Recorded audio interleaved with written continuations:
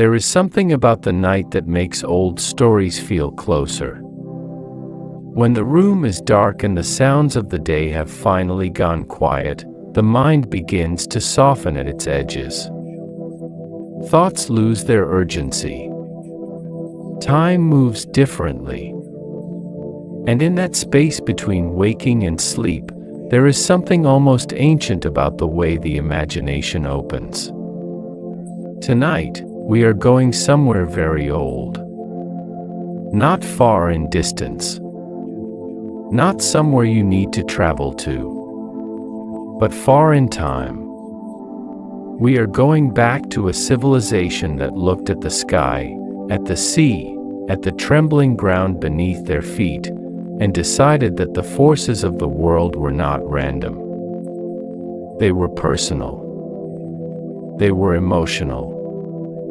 They were beings, vast, powerful, and deeply, profoundly flawed. We are going back to ancient Greece. And more specifically, we are going to spend this quiet evening drifting through something that most people don't think about when they think of Greek mythology. Because when people hear the word Greek gods, they often picture marble statues and golden temples. They picture divine perfection, heroic postures, glowing light. But the gods of ancient Greece were not like that at all. They were petty. They were jealous. They fell in love with the wrong people. They punished humans for offenses so small they seem almost meaningless. They made decisions that destroyed lives and then moved on, unbothered. They held grudges across centuries. They competed with each other like siblings at a family dinner that has been going wrong for a very long time. And yet, for some reason, the ancient Greeks kept worshipping them. Not because the gods were good, but because they were real.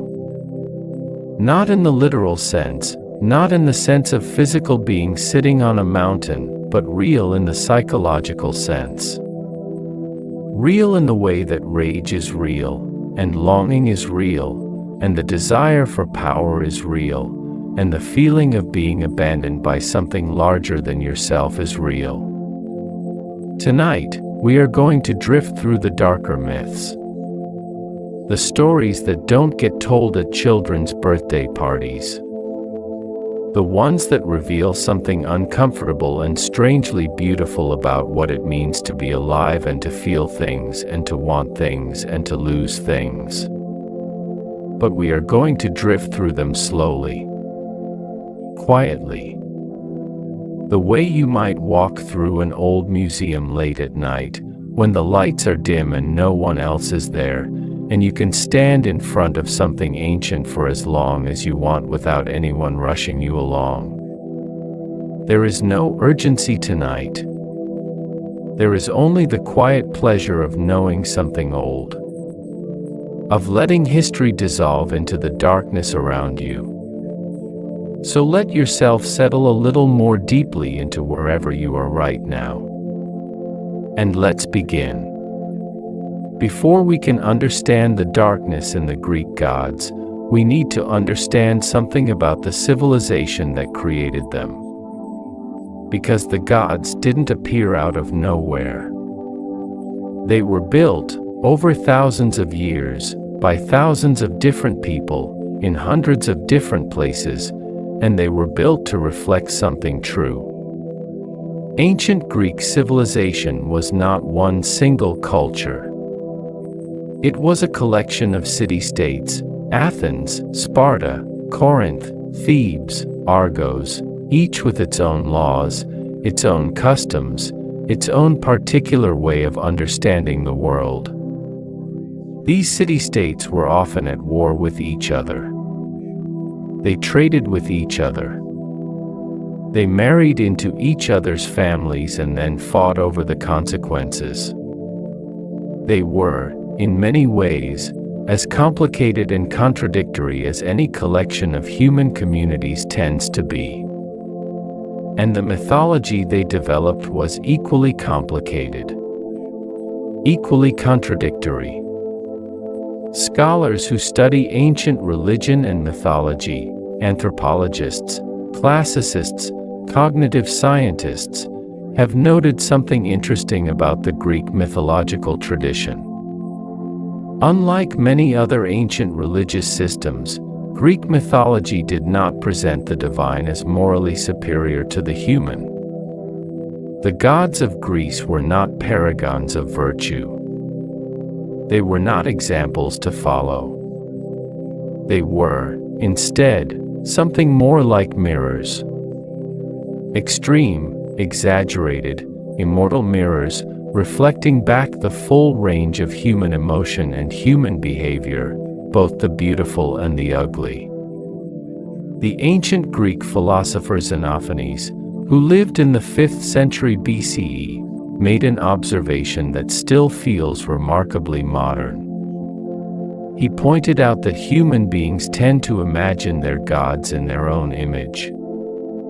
He noted that the Ethiopians imagined their gods as dark-skinned, while the Thracians imagined theirs as blue-eyed and red-haired. And he suggested, gently, carefully, because this was a somewhat dangerous thing to suggest, that if horses and oxen could draw, they would probably draw gods who looked like horses and oxen. What Xenophanes was getting at is something that modern cognitive science has studied extensively. The human brain is wired for what researchers call agent detection. We are extraordinarily good at perceiving intention and personality in the things around us. It is one of the oldest cognitive adaptations we have. When something moves, when something changes, when something affects our lives, the brain immediately begins searching for a mind behind it. For a will. For a reason. This tendency served our ancestors well. It helped them survive in an unpredictable world. But it also meant that when they looked at a storm, they didn't just see weather. They saw anger. When they looked at a calm sea, they didn't just see meteorological conditions. They saw permission. When they survived a battle against all odds, they didn't just see statistical probability. They saw intervention. And so, slowly, over generations, the forces of nature became persons. The sea became Poseidon. The sky became Zeus. Love became Aphrodite. War became Ares. Death became Hades. The invisible forces that governed human life were given names and faces and, crucially, personalities.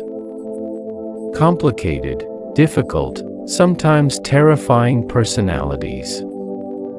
And here is the thing about those personalities: they were not invented arbitrarily.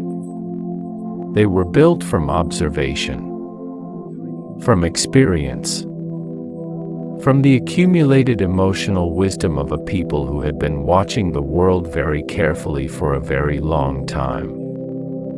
When the Greeks made Zeus both the king of the gods and a serial philanderer who regularly deceived his wife, they were not making a mistake. They were encoding a very specific kind of truth. Power, they were saying, does not always come with wisdom. The person at the top is not always the most virtuous person in the room. Authority and morality are not the same thing. These were not naive storytellers. These were people thinking very carefully, in the language available to them, about the deepest problems of human life. And so when we spend tonight drifting through the darker sides of the Greek gods, we are not spending tonight reading ancient gossip. We are spending tonight reading ancient psychology. Ancient philosophy. Ancient attempts to understand something that still hasn't been fully understood, what we are, and why we do the things we do.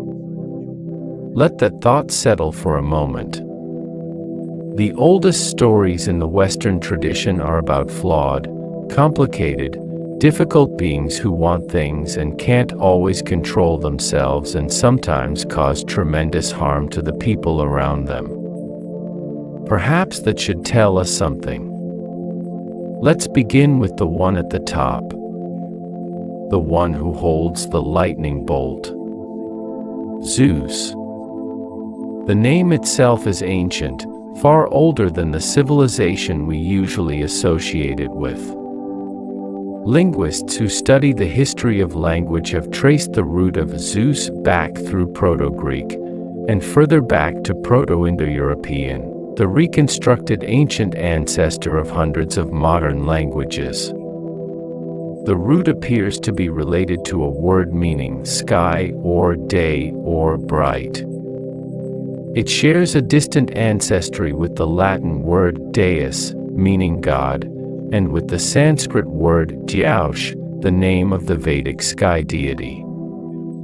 The linguistic threads stretch back 5,000 or 6,000 years into the deep human past. Which is to say that Zeus, or something very much like him, has been in the human imagination for an extraordinarily long time. In the classical Greek tradition, the one most people are familiar with, Zeus was the king of the Olympian gods, the ruler of Mount Olympus, the wielder of lightning, the father of gods and men. He was, in the official mythological hierarchy, the most powerful being in the universe. And he was also, by almost any moral standard, deeply problematic. The myths of Zeus are full of stories that begin with desire and end with harm. He fell in love, or perhaps in love is too gentle a phrase. He became fixated on women, both mortal and divine, with a frequency and intensity that caused suffering in almost every direction. His wife Hera, the goddess of marriage and fidelity, spent a great deal of her divine energy managing the aftermath of his infidelities. The children born from these unions, the demigods, the heroes, were often extraordinary beings, but their lives were rarely easy. And the women involved were frequently left in circumstances that were difficult at best and catastrophic at worst.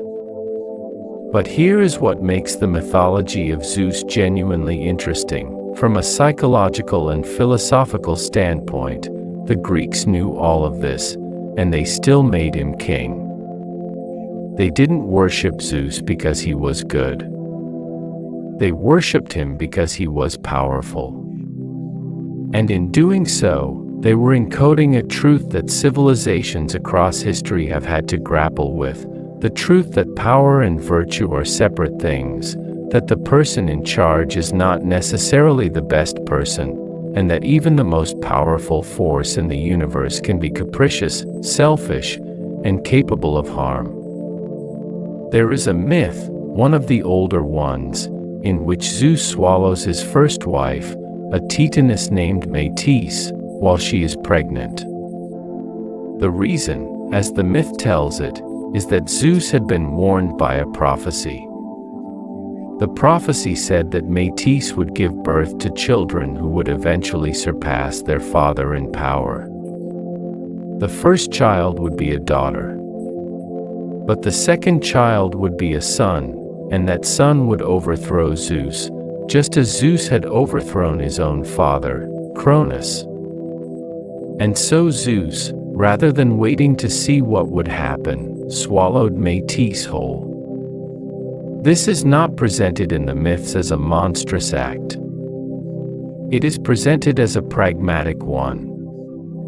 Zeus was afraid of being overthrown, and he did what powerful figures who are afraid of being overthrown often do. He eliminated the possibility before it could become a reality. The myth has layers. Metis, in Greek, means wisdom.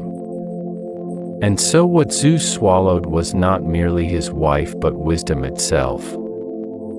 He took wisdom inside himself, made it part of him, carried it with him always. Later, according to the myth, Metis gave birth inside Zeus's own head to Athena, the goddess of wisdom and strategy, who eventually emerged, fully grown and armored, from her father's skull. It is a strange and violent image, but it is also a surprisingly coherent metaphor. Power, when it is afraid, consumes wisdom rather than listening to it. And the result is that wisdom becomes hidden, interior, trapped, available but not always accessed. And eventually, wisdom breaks free. Ancient storytellers, it turns out, had a very sophisticated understanding of the relationship between power and fear. But the mythology of Zeus is not only about power and fear. It is also about something more elemental. It is about the way that authority, political authority, divine authority, paternal authority, can coexist with very human failings. Zeus could split a mountain with his lightning. He could reshape the weather of the entire Mediterranean. He could grant immortality or decree death. And he was also, in some deeply recognizable way, someone who couldn't quite control himself. Someone who wanted things he shouldn't have. Someone whose desires caused ripples of harm in the lives of people far weaker than himself. The Greeks worshipped this being. They built temples to him. They sacrificed animals in his name. They swore oaths by him. And perhaps what that tells us, if we drift with it quietly for a moment, is something about the nature of reverence itself. About how awe and criticism are not necessarily opposites. About how you can acknowledge something as powerful without needing it to be perfect. About how the ancient Greeks had, perhaps, a more realistic relationship with their divine figures than the idealized, spotless, morally perfect divine figures that would come later in other traditions. Zeus was powerful and flawed, and the Greeks looked at him and recognized something. Something true. Something that felt, despite everything, like home. Let that rest for a moment. There is no hurry. If Zeus was the king, then Hera was the queen, and her story is, in many ways, even darker. Because Hera was the goddess of marriage, and she spent most of her mythological life being the wronged spouse of the most unfaithful husband in the history of religion. Modern scholars who study ancient mythology often note that Hera is one of the most misunderstood figures in the Greek pantheon. She is frequently described as jealous, vindictive, obsessive, and all of those descriptions are accurate, as far as they go. But they miss something essential. They miss the context that makes Hera's behavior not just understandable, but almost inevitable. Think about what the mythology tells us. Hera is married to Zeus. She is, in the official divine hierarchy, his equal, the queen of the gods, the ruler of Olympus alongside him. And yet the entire mythological record is full of instances of Zeus pursuing other beings, mortals, nymphs, goddesses, while Hera is expected to simply accept this as a feature of divine life. She is supposed to be the embodiment of marriage, the protector of the institution of the family, the goddess to whom humans pray when they want their unions to be blessed and stable. And her own marriage is defined by perpetual betrayal. The tension in that is not accidental. The Greeks understood what they were doing when they built this mythology. They were acknowledging something that their society encoded at a very fundamental level: the inequality between men and women in the institution of marriage. Hera's situation, her divine position, her official equality, her actual powerlessness to change her circumstances, reflected something that was true for many women in ancient Greek society. They had a status that was acknowledged in certain formal ways, and they had very little actual power to determine the course of their own lives.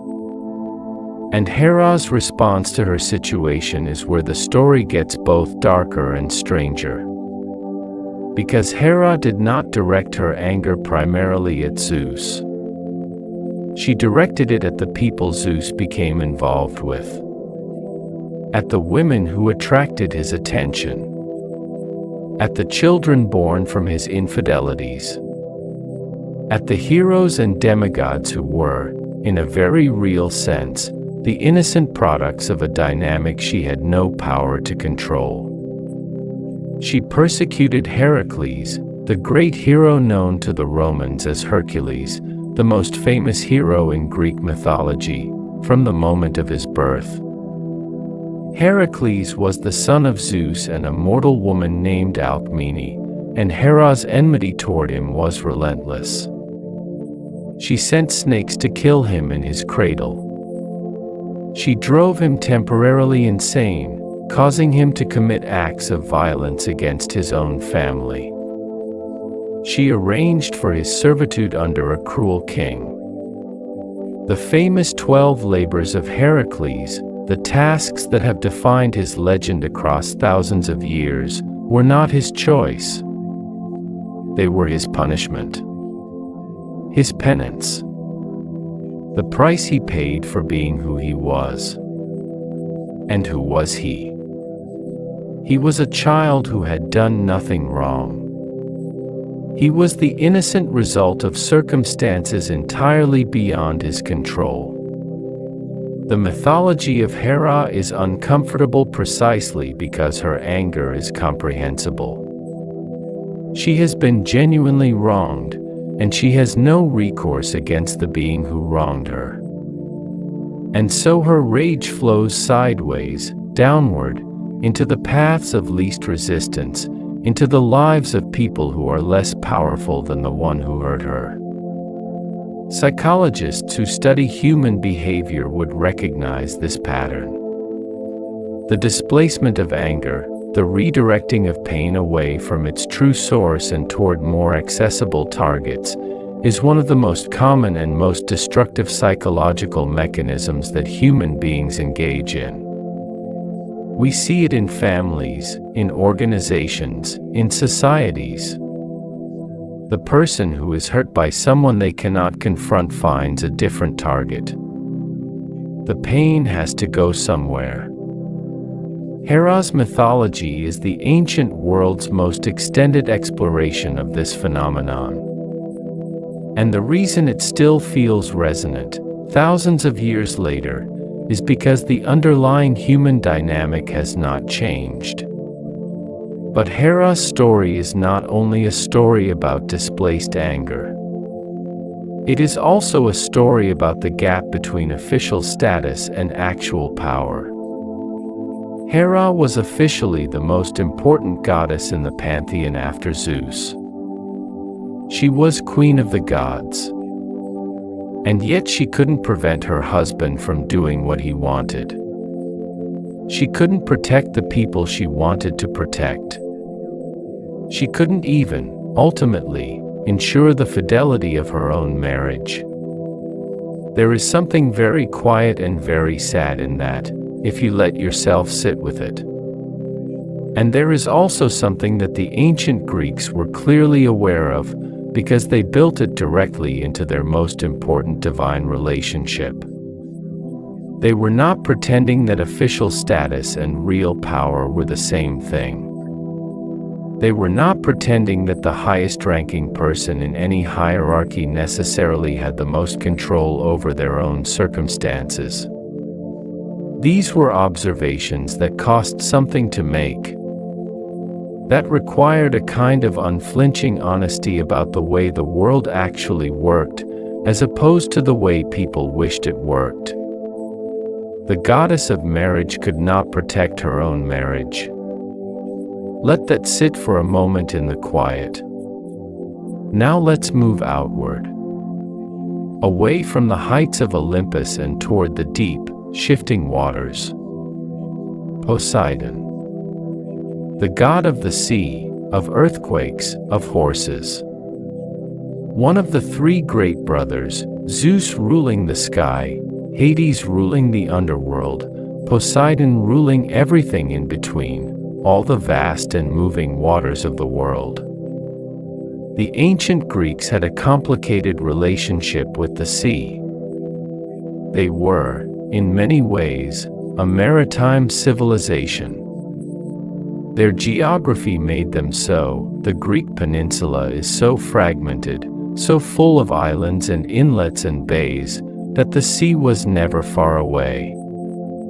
Sailors and merchants and fishermen were foundational to Greek economic and cultural life. The sea was how goods moved, how armies traveled, how news spread, how cities grew wealthy. And the sea was also terrifying. Ancient Mediterranean sailors were extraordinarily skilled, but they were operating wooden vessels in waters that could change without warning.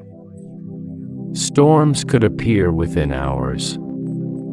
The particular geography of the Mediterranean, the way it is enclosed, the way winds interact with islands and coastlines in complex patterns, could produce weather conditions that were genuinely lethal.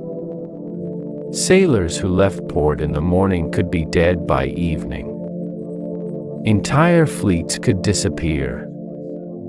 This was not a metaphor. This was the lived reality of ancient Greek maritime life.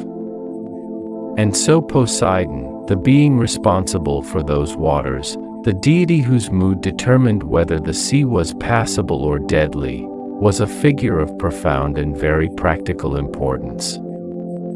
The word used most consistently to describe Poseidon in ancient Greek texts is earthshaker.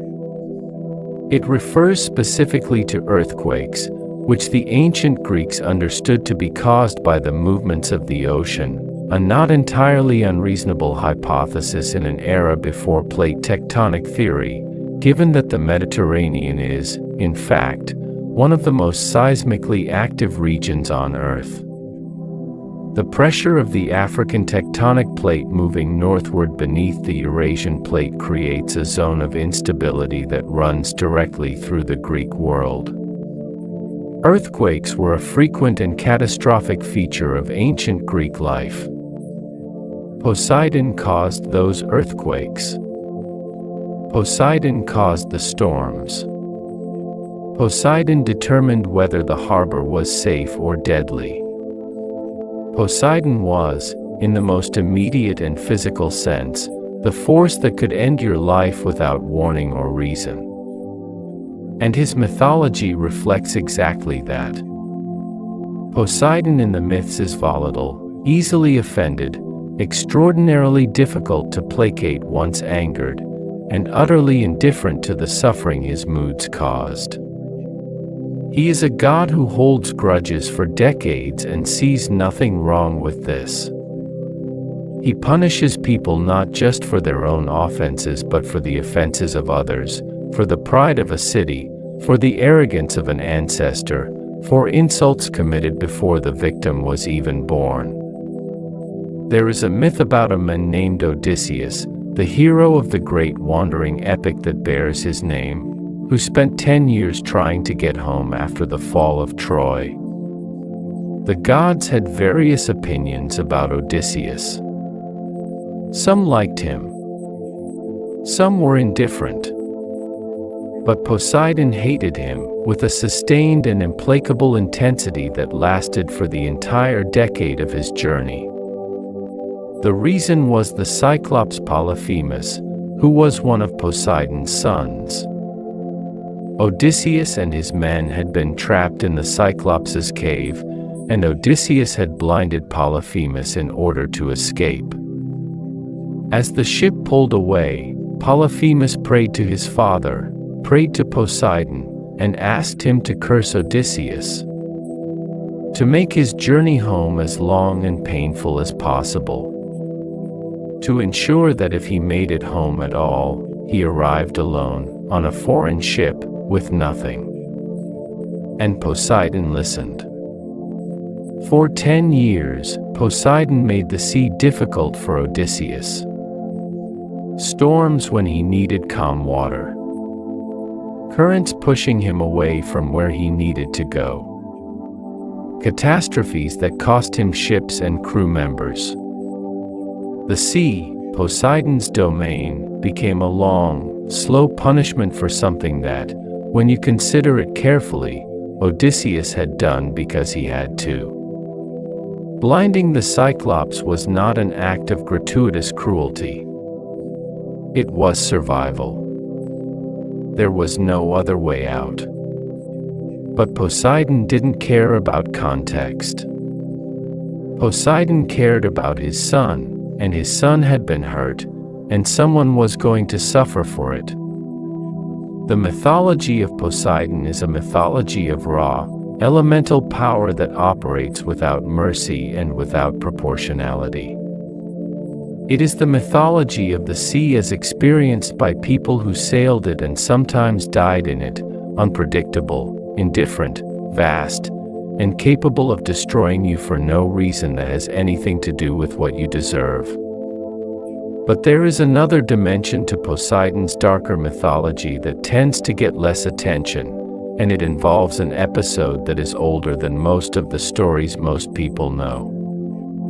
Before Zeus and the Olympians rose to power, the world was ruled by the Titans, older, vaster beings who existed before the current divine order. And before the Titans, there were stranger and more primordial forces still. The mythology of what came before is fragmentary, inconsistent, and very, very old. But in some versions of the mythology, Poseidon's nature is more primal than his Olympian portrait suggests. He is not merely a tempestuous but comprehensible divine personality. He is something closer to the chaos that water itself represents, the unbounded, the uncontainable, the thing that reshapes everything it touches over enough time. Water, in the physical world, is genuinely extraordinary. It is the only common substance that exists naturally on Earth's surface in all three states: solid, liquid, and gas. It is the medium in which life first evolved. It makes up most of the mass of every living cell. It reshapes continents over geological time. It is, in the most literal scientific sense, both a source of life and a force of destruction. The ancient Greeks, looking at the sea, may not have known the chemistry of water or the mechanics of tectonic plates. But they understood something about the nature of water that remains true. They understood its indifference. They understood its power to both give and take. They understood that the same force that made their civilization possible could, on any given day, end it. And they named that force Poseidon, and they made him dark and difficult and impossible to fully appease. Because that is what the sea was like. That is what life beside the sea was like. Let the water metaphor drift around you for a moment. Think of it as something very still and very deep, far below the surface, where the light from above is only a soft, distant shimmer. Let us move now toward the Golden One. The one who drives the sun across the sky, who speaks prophecy, who shoots arrows of plague and healing with equal precision. Apollo. Apollo is often described as one of the most beautiful of the Greek gods. He was associated with light, with music, with the arts, with poetry, with reason, with medicine.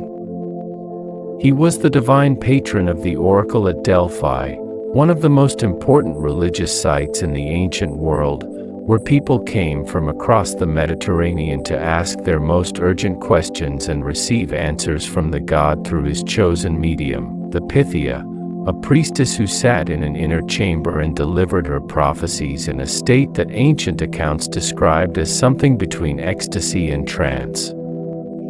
Modern archaeologists and geologists who have studied the site of Delphi have found something interesting. The temple sat directly above a geological fault line, and in antiquity, that fault released gases, primarily ethylene, a hydrocarbon that, in certain concentrations, can produce altered states of consciousness. The Pythia may have been genuinely experiencing something, not supernatural, but neurological.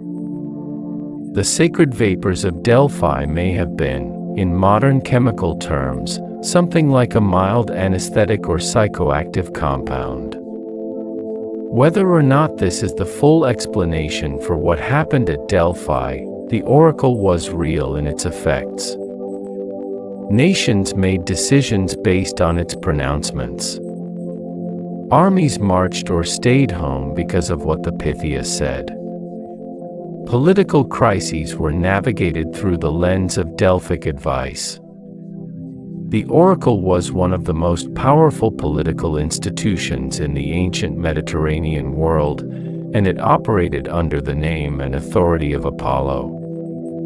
But the Apollo of the myths, the Apollo behind the golden, rational exterior, was also capable of extraordinary darkness.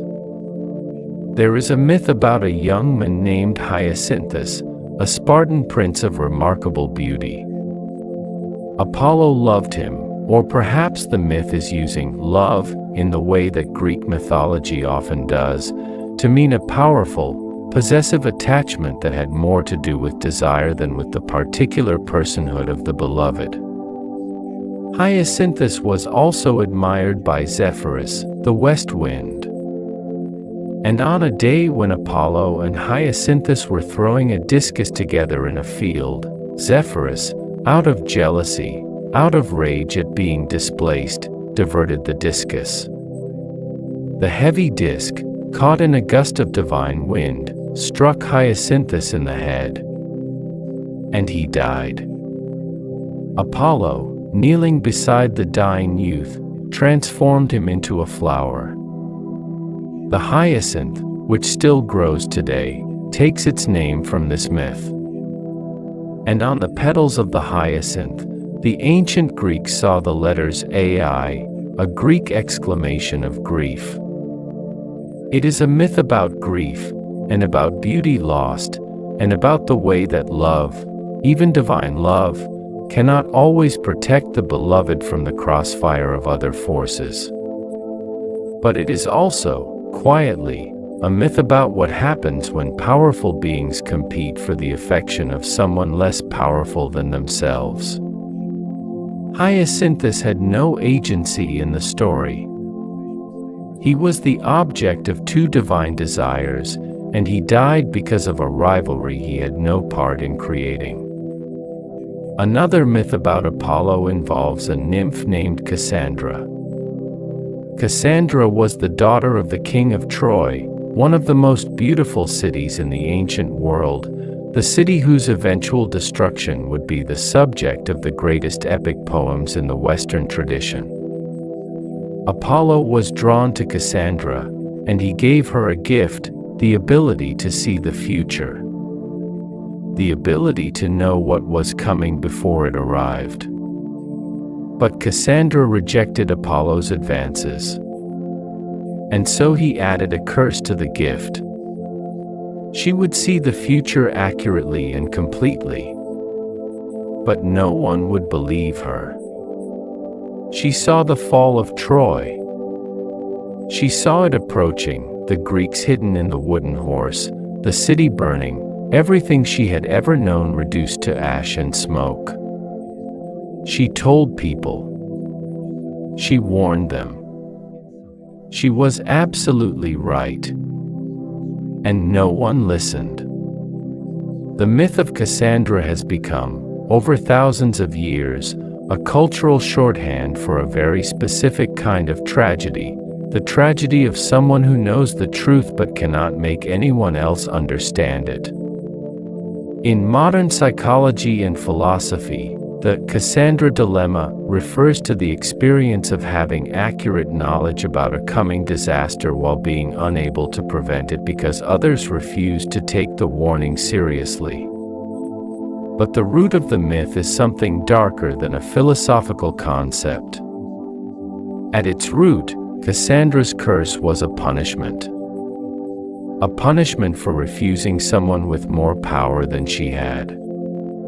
Apollo gave her a gift and then poisoned it because she said no. This is not the Apollo of golden light and rational clarity. This is something much more familiar. This is the behavior of someone who cannot accept rejection. Someone who, when faced with the refusal of someone less powerful, responds not with acceptance but with revenge. And the revenge was exquisite in its cruelty, not painful in the direct way, not violent in the immediate sense, but a slow, lifelong punishment of perfect, isolated clarity. She would always know. She would never be believed. She would spend her life watching catastrophe approach and being unable to stop it. There is something very cold in that. Very deliberate. Apollo also inflicted plagues. The first scene of the Iliad, the great epic about the Trojan War, involves Apollo sending a plague against the Greek army because their commander, Agamemnon, has disrespected one of Apollo's priests. Arrows of plague, the ancient texts describe. Arrows loosed from the god's golden bow, each one bringing disease and death. The connection between Apollo and disease is interesting from a historical perspective. Scholars of ancient religion have noted that the association between a solar deity and plague is not unique to Greece. The sun, in ancient thinking, was sometimes associated with the kind of desiccating, burning heat that could spoil food and water, breed disease, and cause the mass death of animals and people during droughts or heat waves. The sun both gives life and can take it, and Apollo, as a solar deity, carried both dimensions of that power. He was the god of healing and the god of plague simultaneously. He could cure with one hand and kill with the other.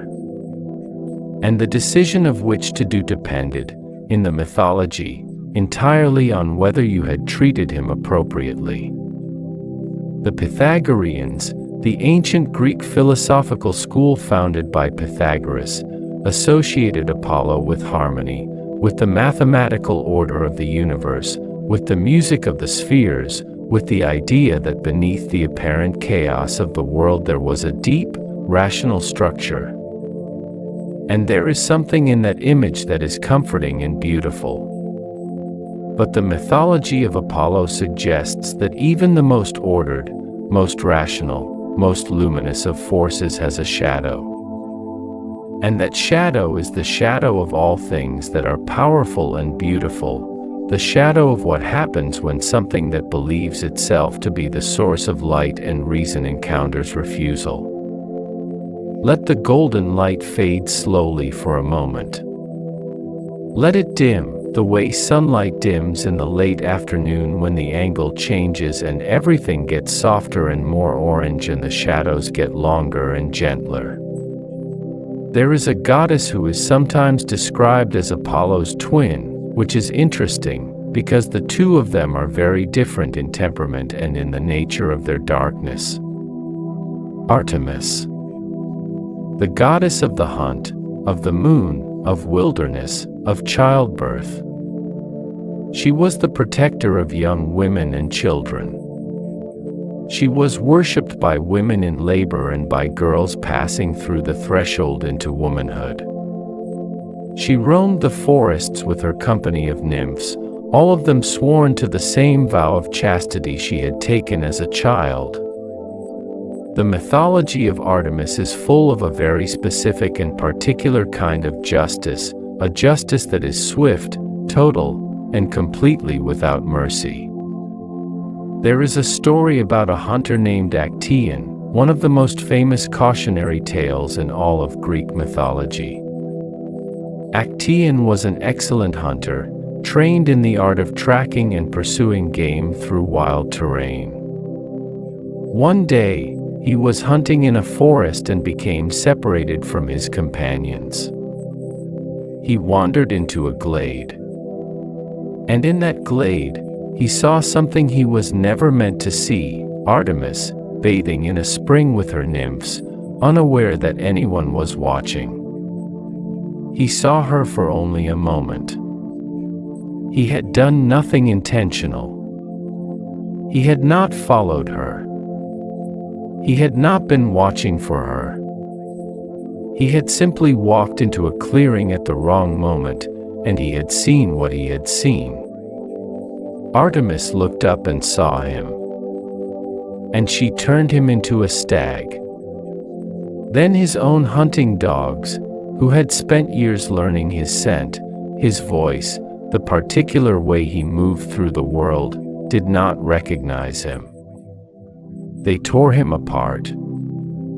This is one of the most unsettling myths in the Greek tradition, and its unsettling quality is very specific. The punishment doesn't fit the offense because there is no offense, not really. Actaeon was not a spy. He was not a predator lurking with bad intentions. He was simply a person who saw something he shouldn't have seen and paid for it with his life. Artemis in this myth is not depicted as making a mistake. She is not shown as overreacting. In the logic of the mythology, her response is appropriate. And that appropriateness, by any modern moral standard, is the disturbing part. There is another story, the story of Niobe, that involves Artemis in a different but equally devastating way. Niobe was a queen, a mortal woman of enormous beauty and even more enormous pride. She had 14 children, 7 sons and 7 daughters, and she made the mistake of boasting about them. Specifically, she boasted that she was more blessed than the goddess Leto, who was the mother of only 2 children. Those 2 children were Apollo and Artemis. Apollo and Artemis responded to the insult to their mother by descending from Olympus and methodically, one by one, killing all 14 of Niobe's children with arrows. Apollo killing the 7 sons. Artemis killing the 7 daughters. Niobe watched it happen. She watched all 14 of her children die, one after another, in a matter of moments. According to the myth, Niobe wept so continuously and so catastrophically that she was eventually transformed into a rock from which water flowed, the origin story of a waterfall in the ancient landscape of Anatolia. The weeping became permanent. She became the weeping itself. The myth of Niobe is, on one level, the ancient Greek version of a very familiar moral lesson: don't boast, don't claim equality with things greater than yourself, remember your place in the order of things. This kind of warning runs through Greek mythology like a current, and it has its own Greek word, hubris. The overreach. The pride that goes past a safe boundary and attracts devastating consequences.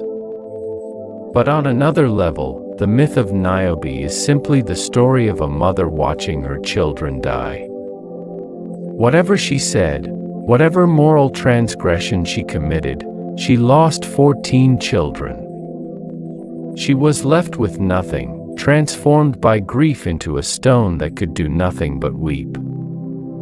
The gods, in this story, are not wrong by their own standards. The mythological logic is internally consistent. Niobe made an offensive claim. The gods responded. Case closed.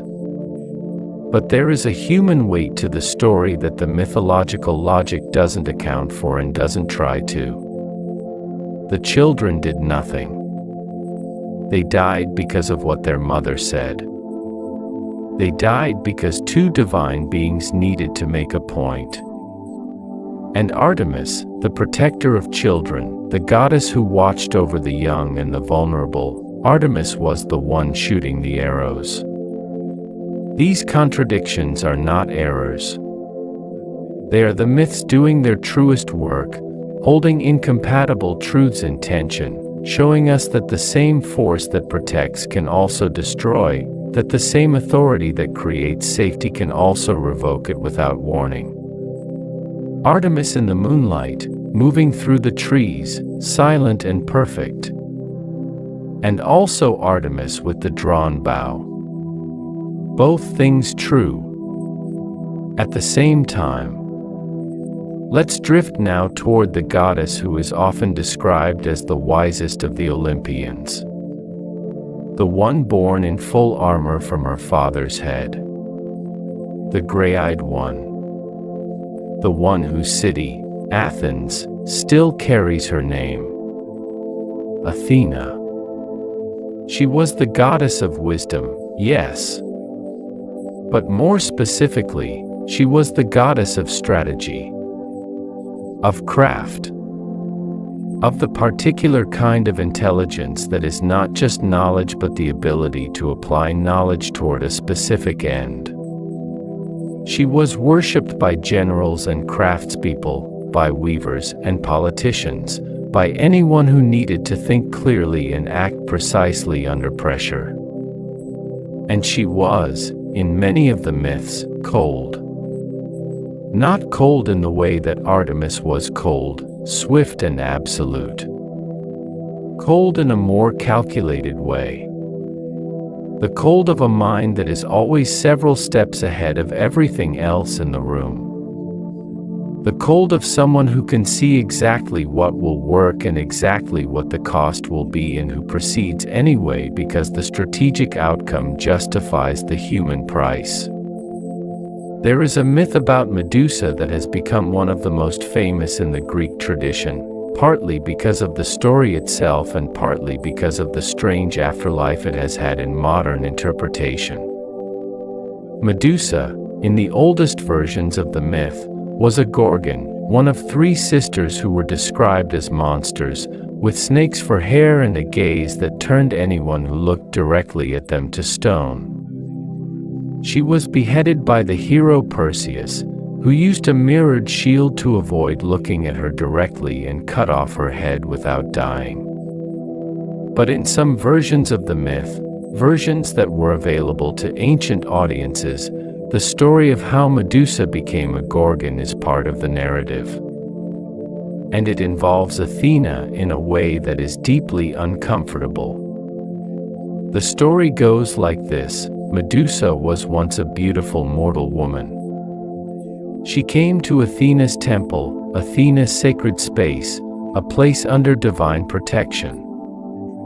And in that sacred space, something happened to her, something that was done to her without her consent, a violation in the most fundamental sense. And afterward, Athena, enraged by what had happened in her temple, punished Medusa. Not the person who had violated her sacred space. Medusa herself. She was transformed into the monster with the petrifying gaze. The logic here, if we can even call it logic, is genuinely troubling. Medusa was harmed in Athena's temple. And Athena's response was to punish the person who was harmed. Modern scholars and writers have spent considerable time with this myth, examining what it reveals about ancient Greek attitudes toward women, toward harm, toward responsibility. The myth is, in some sense, a mythological encoding of something that happened in ancient societies with disturbing frequency, the displacement of blame from the person who caused harm to the person who was harmed.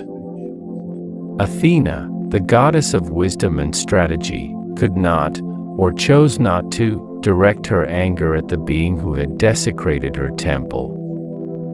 She directed it instead at the more accessible target, at the person who was already suffering.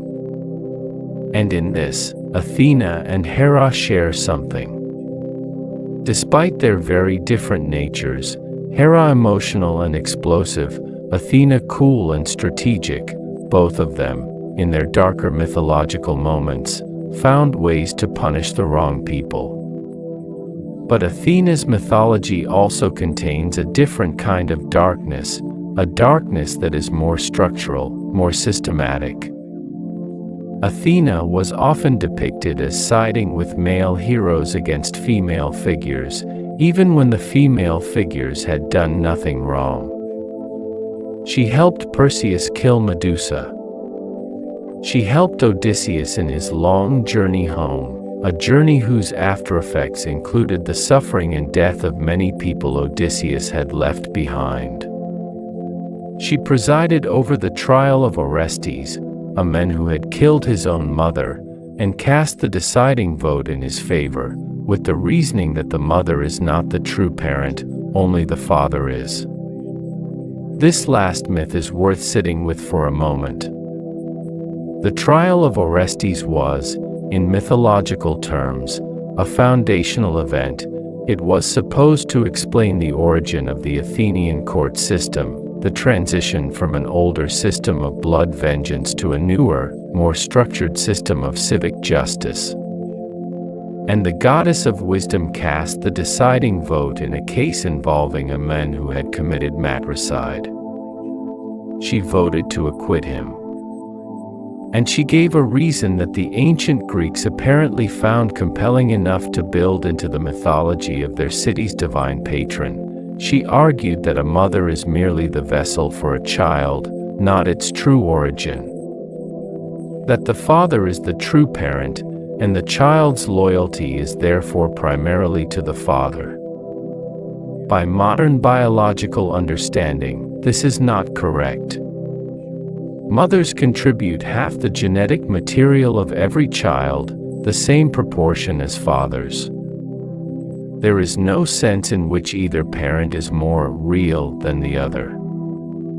Athena's reasoning was culturally motivated, not factually grounded.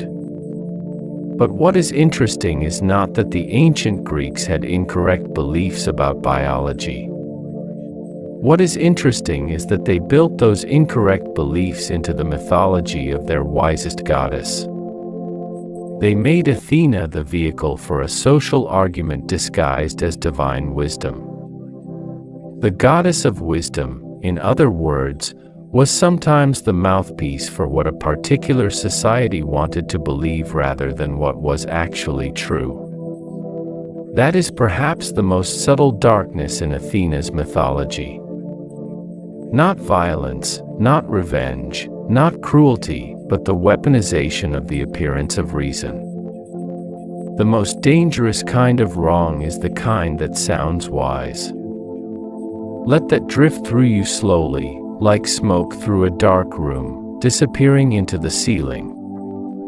Now we move towards someone who has no pretense of civilization about him at all. Ares, the god of war.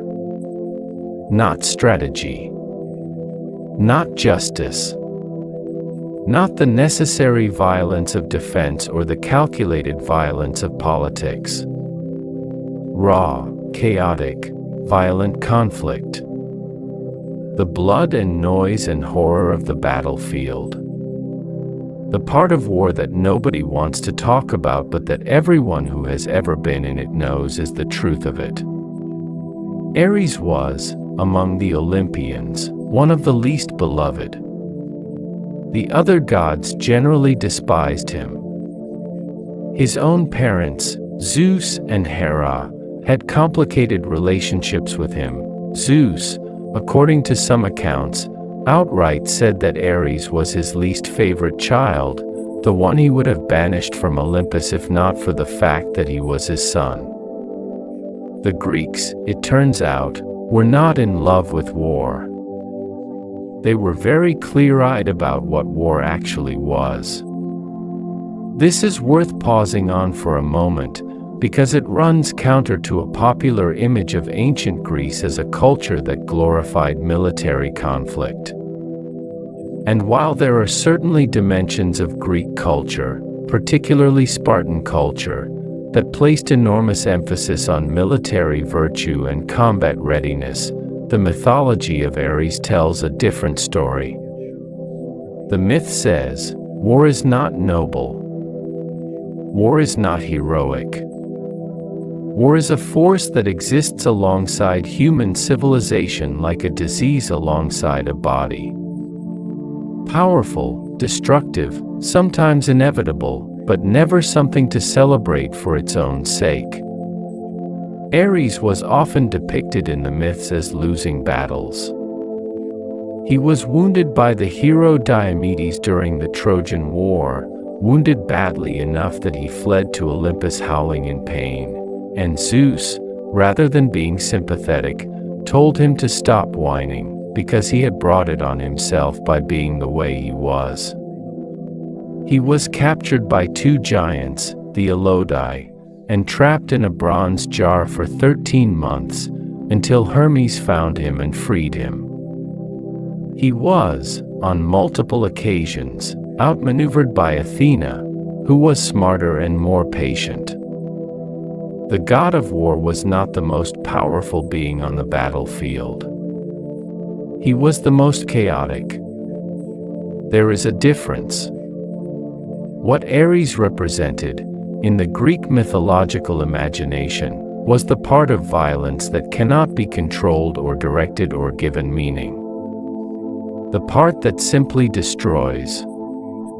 The grief of mothers after battles. The burned farmhouses. The bodies of soldiers who were, the day before, farmers and craftsmen and fathers. Ares was the divine representation of the cost of war rather than its glory. And yet war continued. Ares continued. He was not defeated, not eliminated, not transformed into something less terrible. He just kept being what he was. That is perhaps the most honest thing the mythology does with Ares. It doesn't solve him. It doesn't redeem him.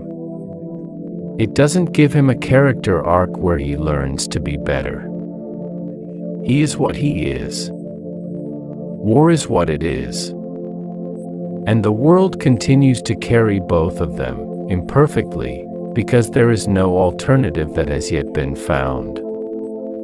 The ancient sanctuary of Ares, the Areopagus in Athens, the hill where the court of the gods was said to meet, was later the site of the Athenian Democratic Assembly's murder tribunal.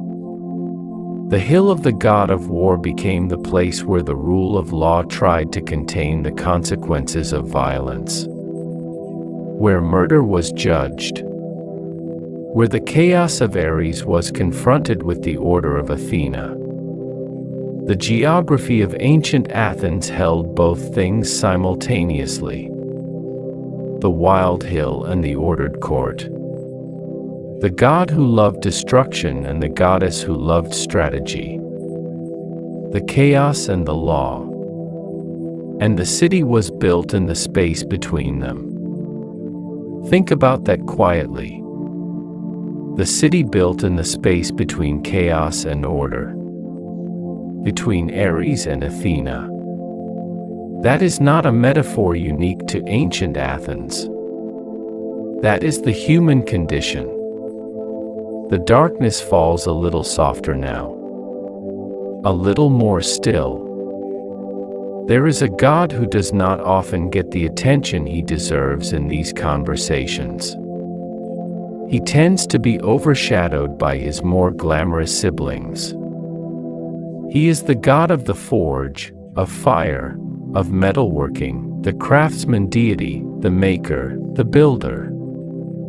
Hephaestus. And his story is, in many ways, the darkest of all. Because the story of Hephaestus begins with rejection. There are different versions of how Hephaestus came to be lame, how his legs came to be twisted, or his feet to face backward, or his gait to be unsteady. In one version, he was born with a physical difference, and Hera, his mother, looked at him and found him unacceptable. She threw him from Olympus, from the highest peak in the divine world, down into the ocean below. He fell for an entire day, according to the myth, and when he hit the water, the impact injured him. The sea nymphs found him and raised him. In another version, Hephaestus was thrown from Olympus not as an infant but as an adult, by Zeus, during an argument. He fell to the island of Lemnos and was taken in by the people there, who taught him his craft, and he taught them his. In either version, there is a fall. There is the experience of being cast out, of being found insufficient by the people who should have accepted you unconditionally, of building a life in the aftermath of that rejection. Hephaestus became the greatest craftsman in the universe. The things he made with his hands were unparalleled, the palaces of the gods, the armor of heroes, the intricate mechanical servants he built for himself, golden automata that moved and served and assisted him in his forge. He made Achilles' armor. He made Helios's chariot. He made the chains that bound Prometheus to his rock. He made the net of unbreakable golden threads that captured Ares and Aphrodite in their affair, holding them up for the ridicule of all the gods. That last creation, the net, is one of the darkest expressions of the mythology of Hephaestus. Because Hephaestus was married to Aphrodite. The goddess of love was the wife of the god who had been thrown away for being ugly. And she didn't love him. She didn't want to be with him. She was with Ares, beautiful, violent, charismatic Ares, who was everything that Hephaestus was not. When Hephaestus found out, he did what he did best. He made something. He built a net of such extraordinary, invisible fineness that even the gods couldn't see it until they were already trapped in it. He laid it over the bed. He waited.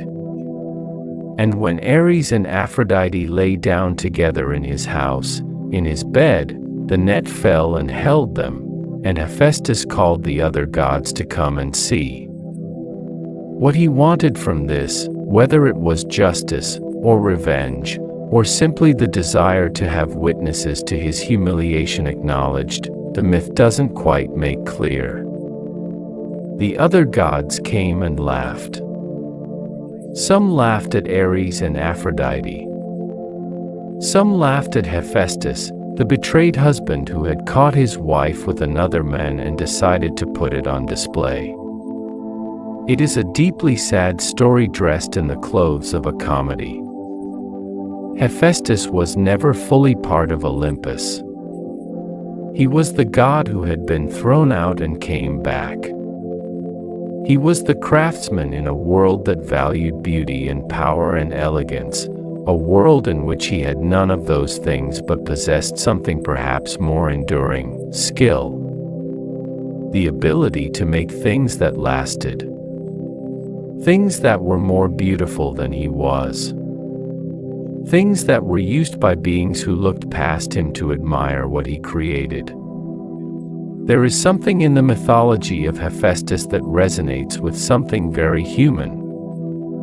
The experience of being valuable for what you produce rather than what you are. The experience of making beautiful things while feeling yourself unbeautiful.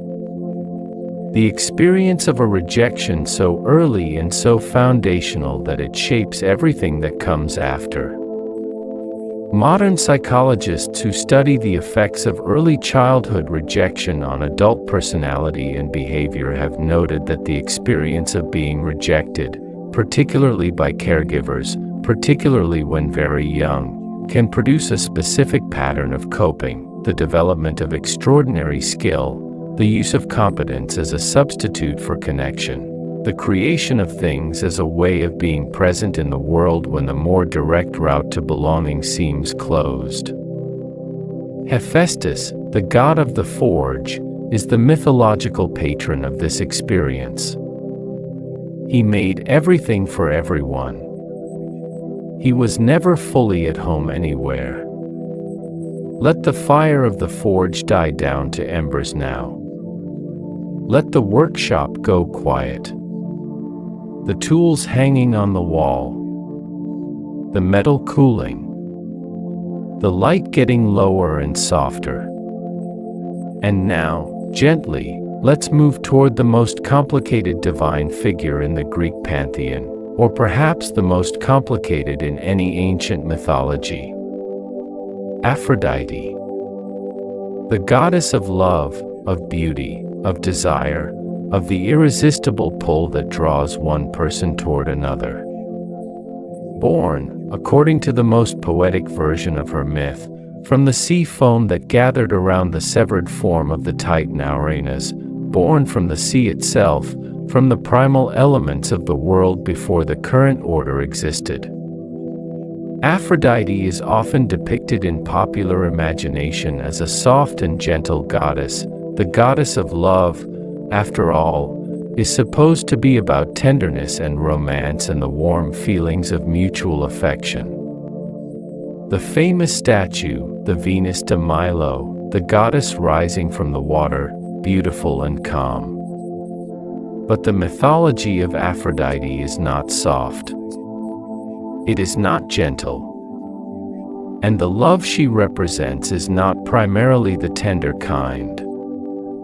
The Greeks had multiple words for love, a fact that modern philosophers return to frequently when discussing the limitations of a single word to cover the full range of human affection. Philia was the love of friendship. Storge was familial love. Pragma was the deep, enduring love of long partnership. Philautia was self-love. Agape was a kind of unconditional love, later adopted and given theological weight by early Christianity. And Eros, the love associated most closely with Aphrodite, was desire. Passionate, physical, consuming, disorienting desire. Eros, in Greek mythology, was also the name of a deity, Aphrodite's son, or in some traditions her companion, the winged figure with the bow and arrows whose shots inspired desire in whoever they struck. The Romans called him Cupid, and the image of a small winged child shooting arrows of love became so familiar and so softened over time that we forget what the original concept was. The original concept was this: desire is not always chosen. It strikes from outside. It does not ask for your consent. It does not care whether the object of desire is appropriate or achievable or good for you. It simply hits, and you feel it, and your life changes. This is the domain of Aphrodite. Not tender companionate love. Not the warmth of long familiarity. But the irrational, destabilizing, sometimes catastrophic force of acute desire. And the mythology of Aphrodite is full of that kind of love, love that destroys more than it builds. The most famous example is the love between Paris of Troy and Helen of Sparta, the love that started the Trojan War, a conflict that lasted 10 years and ended with the complete destruction of one of the greatest cities in the ancient world. Aphrodite was responsible for that love.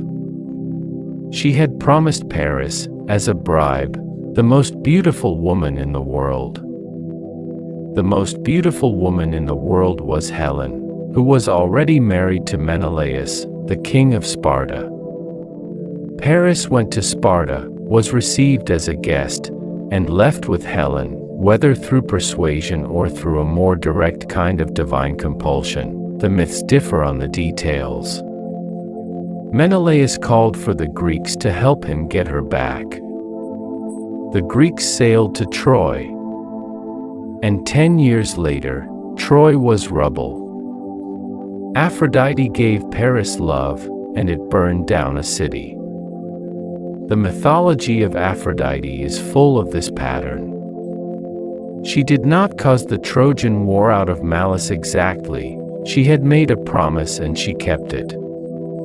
But she kept it without any consideration of consequences. Without any thought for the hundreds of thousands of people, soldiers, civilians, women, and children, whose lives would be destroyed by the war she set in motion with a single act of divine gift-giving. Aphrodite also appears in darker myths more directly. She caused Phaedra, the wife of the hero Theseus, to fall hopelessly in love with her stepson Hippolytus, a young man who had sworn celibacy and devoted himself to Artemis. The love was impossible, agonizing, and it ended in catastrophe: Hippolytus's death, Phaedra's death, Theseus's grief. And the reason, the mythology explains, was that Hippolytus had disrespected Aphrodite. He had refused to honor her.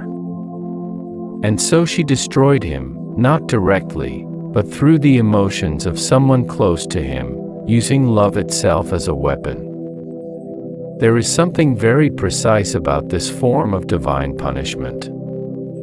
Aphrodite doesn't fight. She doesn't send lightning bolts or plagues. She redirects desire. She plants a feeling in someone's heart that will work its way through the system of human relationships like a slow-burning fire, until something collapses from within.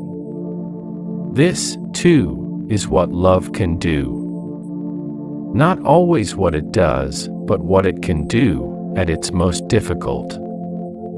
It can be used against people. It can arrive as a trap. It can take the most fundamental human experience and corrupt it, weaponize it, turn it into something that burns everything down. The ancient Greeks encoded all of this in the mythology of the goddess they associated with beauty and desire. They were under no illusions about love. And yet they prayed to Aphrodite. They placed offerings at her altars. They asked for her favor. Because the alternative, a world without desire, without the pull toward beauty and connection and longing, was its own kind of desolation. Even the dangerous things, sometimes, are the things that make life feel worth living. Let that truth settle in the dark. It is not a small truth. There is a God who arrives like weather, like a change in the air before a storm, like the moment when ordinary reality begins to feel slightly less solid. Dionysus, the god of wine, of theater, of ecstasy, of the dissolution of boundaries. The God who could make you feel more alive than you had ever felt, and then leave you with no memory of who you had been for those hours. The God of the festival and the God of the aftermath. The God whose rites involved enormous, uncontrolled collective experiences, dancing, singing, sometimes weeping, sometimes something much more extreme. The mythology of Dionysus is unusual in the Greek tradition for several reasons. One of them is his origin story, which is stranger and more violent than most. His mother was Semele, a mortal woman who had attracted Zeus's attention. Hera, learning of the affair, disguised herself and went to Semele and whispered a suggestion. She told Semele that if Zeus truly loved her, he would appear to her in his full divine form, not in the human guise he had been using, but as he truly was, in all his divine reality. Semele, persuaded by the goddess in disguise, asked Zeus for this. He had sworn an oath to grant her any wish, and he was bound by it. He appeared to her as he truly was, as the divine embodiment of celestial fire, as lightning itself. And the mortal woman was incinerated. Zeus, too late to save her, rescued the unborn child from the fire and sewed it into his own thigh, where Dionysus completed his gestation. When the time came, he was born, the twice-born god, born once from his mother and once from his father, carrying inside him both the mortal lineage of Semele and the divine nature of Zeus. This double origin, mortal and divine, born of fire, the child of a woman who was destroyed by the truth, gives Dionysus a particular quality in the mythology. He is the most human of the gods and the most destabilizing. He crosses boundaries that other gods maintain. He moves between worlds, between the ordered and the chaotic, between the conscious and the unconscious, between social convention and the wild undercurrent beneath it. The Dionysian rites, the ritual practices associated with his worship, were among the most extreme in the ancient Greek world. The Maenads, his female devotees, would enter states of frenzy on the mountain slopes, running through forests at night, experiencing what the ancient sources describe as divine possession. In the most extreme mythological representations, the Maenads dismembered animals and even, in the most disturbing versions, people who crossed their path during the frenzy. There is a myth about a king named Pentheus, ruler of Thebes, who refused to acknowledge Dionysus as a god.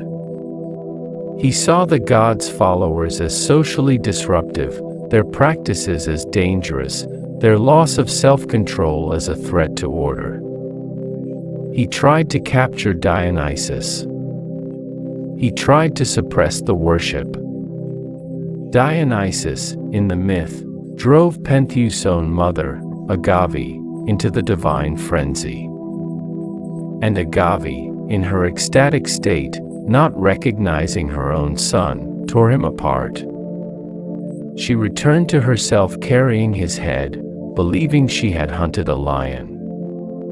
The moment of her returning to herself, the moment when the divine madness lifted and she saw what she was holding, is one of the most devastating scenes in all of ancient Greek tragedy. The playwright Euripides depicted it in his play The Bacchae, and it has been considered, by scholars of theater across millennia, one of the most powerful dramatic moments ever written. She comes back to herself. She sees.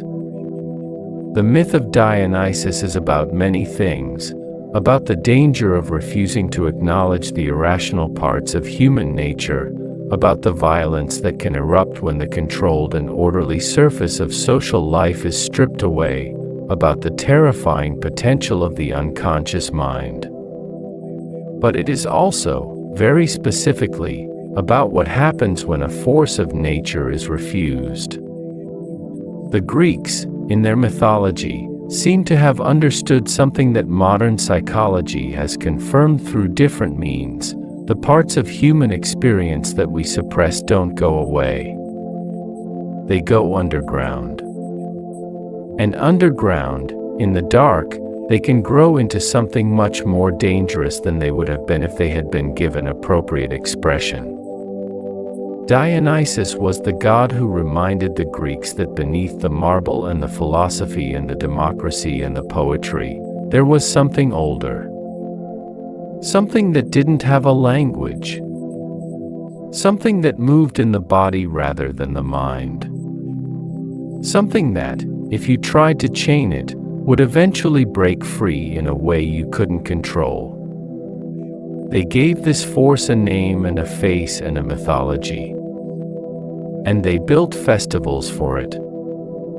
And they drank wine at the festivals, and sang, and danced, and in the theater that grew out of the Dionysian tradition, a theater that became the foundation of all Western drama, they explored, in controlled and artistic ways, the most extreme and difficult experiences of human life. They found a way to honor the dark thing without letting it destroy them. Or at least, they tried. The night is quieter now. The air is stiller. Let yourself drift in it. There is one more divine figure we need to visit before we can truly begin the slow descent into stillness. The one who is usually called the darkest of all, though whether that reputation is deserved is something worth thinking about quietly. Hades, the god of the dead, the ruler of the underworld, the keeper of the souls of everyone who has ever lived. His name, in the ancient Greek world, was rarely spoken aloud. Instead, euphemisms were used: the invisible one, the wealthy one, the host of many. This last epithet was because Hades received everyone, eventually. The underworld's population was only ever growing.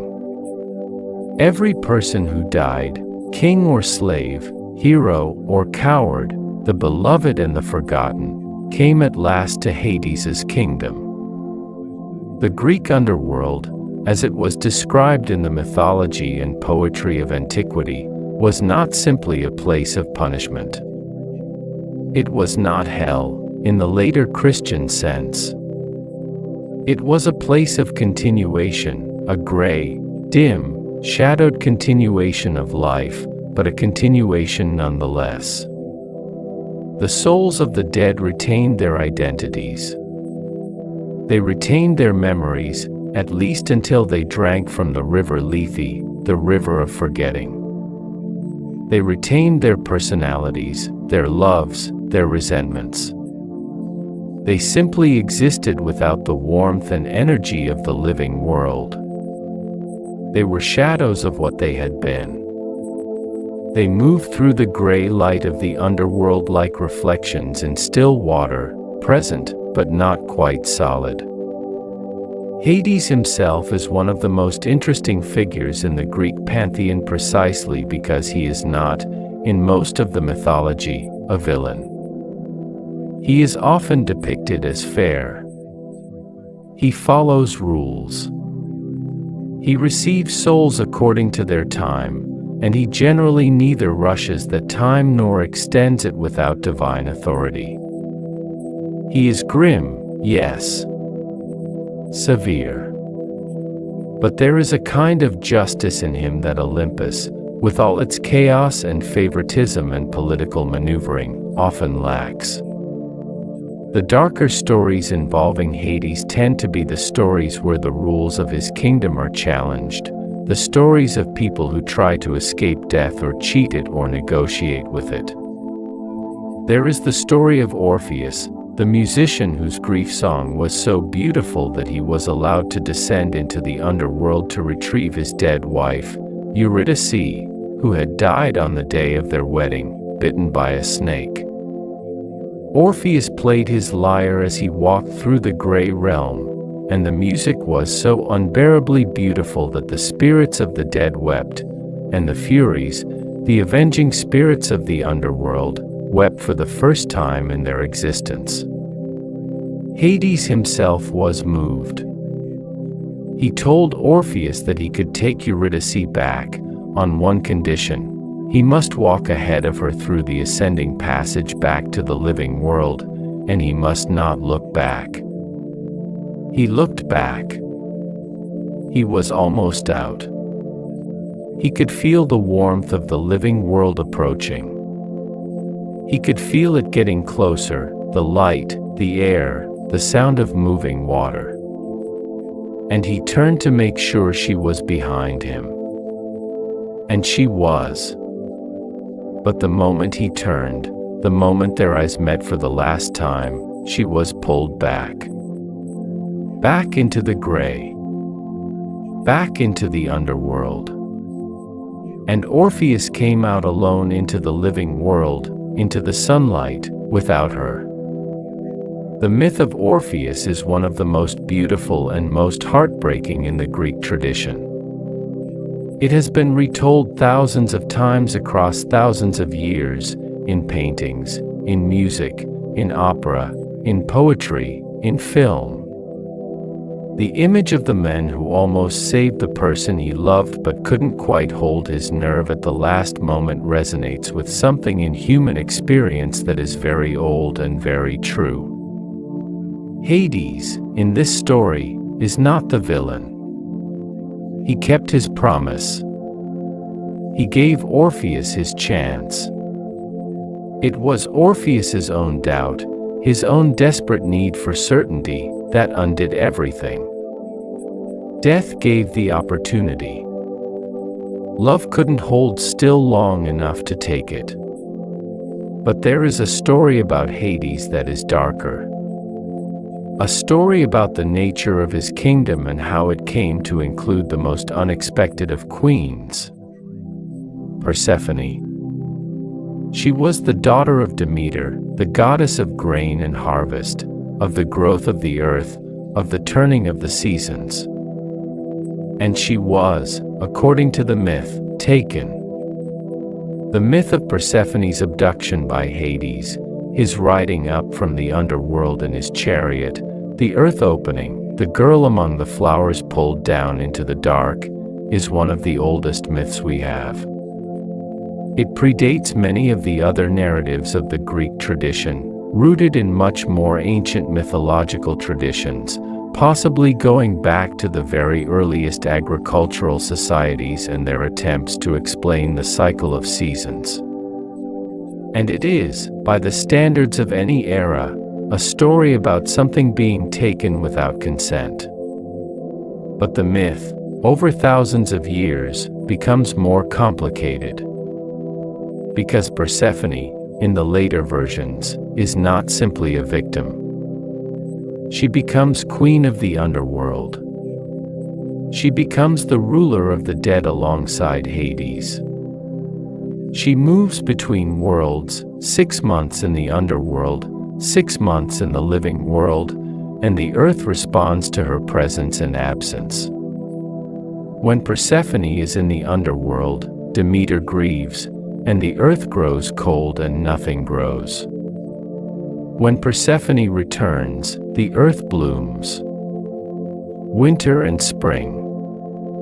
The mythological explanation of the seasons is also the story of a daughter taken from her mother, a girl transformed into a queen of the dead. Modern scholars who study the Persephone myth have found layers in it that repay careful attention. There is the agricultural dimension, the seasons, the cycle of growth and dormancy. There is the psychological dimension, the myth as an exploration of the experience of growing up, of leaving childhood behind, of descending into the more complicated and shadowed world of adulthood. There is the structural dimension, the myth as an encoding of the ancient tension between the world of the living and the world of the dead, between warmth and cold, between what is visible and what lies beneath. And there is the dimension that is the hardest to look at directly, the dimension of what it means to be taken to a dark place and, eventually, to make that dark place your home. Not because it is good, not because it is what you would have chosen, but because you have been there long enough that you have become its queen. Because you have found, in the darkness, a kind of authority and meaning that you couldn't have found anywhere else. Persephone returns to the living world every year. But she returns to the underworld too. Both places are hers. She belongs to both. There is something in that, something quiet and true about the way that difficult experiences that take us somewhere we never asked to go, can become part of who we are. Not the whole of who we are, but part of it. Carried with us. Part of our mythology. The flowers bloom because she comes back. But she goes back because that is her nature now. Both things are true. The warmth and the cold. The surface and the deep. Now let us drift a little further back. Before the Olympians. Before Zeus and Hera and the bright halls of the mountain. Into something older. Stranger. More primordial. Because the darkness in Greek mythology doesn't begin with the 12 Olympians. It begins long before them, in the age of the Titans, and before that, in the very beginning of things. The Greeks had a creation story, not one single, definitive version, but several overlapping and sometimes contradictory accounts. The most comprehensive is attributed to the poet Hesiod, who lived around the 8th century BCE and wrote 2 long poems, the Theogony and Works and Days, that attempted to organize the entire cosmological and divine tradition of ancient Greece into a coherent narrative. The Theogony begins in a place that is very far from Olympus. It begins with chaos. Not chaos in the sense we usually use the word, not disorder or confusion. Chaos, in Hesiod's cosmology, was the primordial void. The vast, dark, yawning nothing from which everything came. The emptiness before anything existed. And from chaos came the first things. Gaia, the earth. Tartarus, the deep abyss beneath the earth. Eros, desire, not as a deity but as a fundamental cosmic force, the impulse toward connection and creation. Erebus, darkness. Nyx, night. From Nyx came a particular collection of children that reveals something about how the ancient Greeks understood the fabric of reality. Night gave birth to ether, bright upper air. She gave birth to Hemera, day. She gave birth to the Fates, the 3 sisters who measured, apportioned, and cut the thread of every mortal life. She gave birth to Thanatos, peaceful death, and Hypnos, sleep, and dreams, and Nemesis, divine retribution, and Eris, strife, and Apate, deception, and Momus, blame. Night was the mother of sleep and death and dreams. They were siblings. They emerged together from the same darkness. Modern neuroscience has found, in its own way, something that resonates with this ancient association. Sleep and death share neurological terrain in ways that fascinated early researchers of sleep science. During deep sleep, particularly during the stages now called slow-wave sleep, the brain's activity patterns shift dramatically. The prefrontal cortex, the region most associated with conscious thought and decision-making, becomes much less active. The experience of selfhood becomes reduced. The sense of being a continuous person moving through time softens. And in the deepest stages, consciousness effectively withdraws. The ancient Greeks, lying down in the dark thousands of years before electroencephalography and neuroscience, watching each other sleep, watching the way a sleeping person looked remarkably like a dead person, peaceful, still, breathing slowly, gone from the world, made the same intuitive connection. They named sleep and death as brothers. They said they came from the same mother, the night. This is not so different from what we know now. Sleep is the nightly practice of letting go, of releasing the continuous thread of self-awareness that defines waking life, of dissolving, gently and temporarily, into something that shares certain qualities with the final dissolution. And we do it every night. We go to hypnos every night.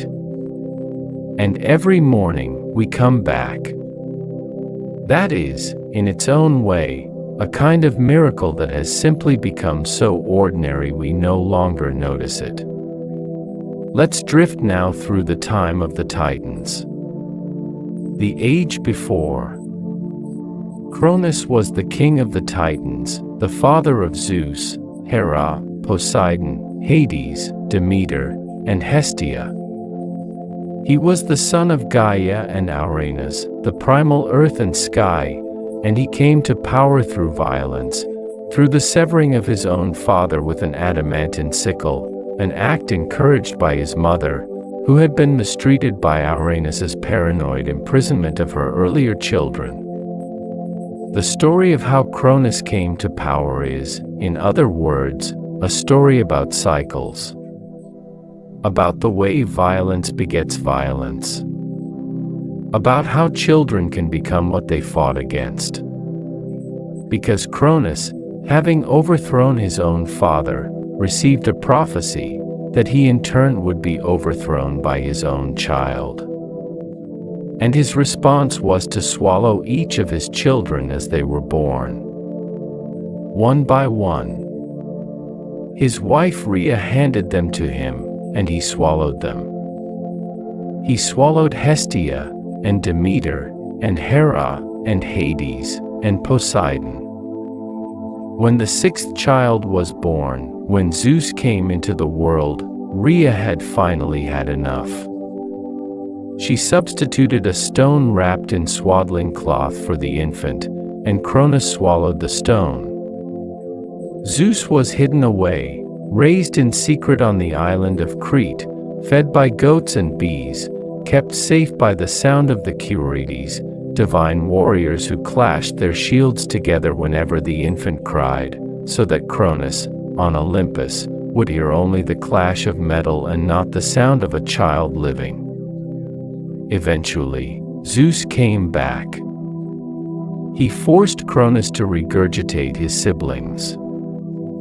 The Olympians fought the Titans in a vast cosmic war, the Titanomachy, and they won. And the Titans were cast down into Tartarus, the deep abyss beneath everything. The pattern in this mythology is one of the oldest patterns in human narrative, the overthrow of one order by the next. The old generation displaced by the new. The children becoming what their parents feared. The violence that creates order carrying within itself the seeds of the next disruption. Scholars of mythology, anthropology, and comparative religion have noted that this pattern, the generational struggle, the king who fears his offspring, the hidden child who returns to claim his throne, appears across an extraordinary range of cultures and mythological traditions. It appears in the mythology of the ancient Near East. It appears in Norse mythology. It appears in Hindu mythology. It appears in the folk traditions of dozens of cultures that had no known contact with each other. Cognitive anthropologists have suggested that this universality is not coincidental.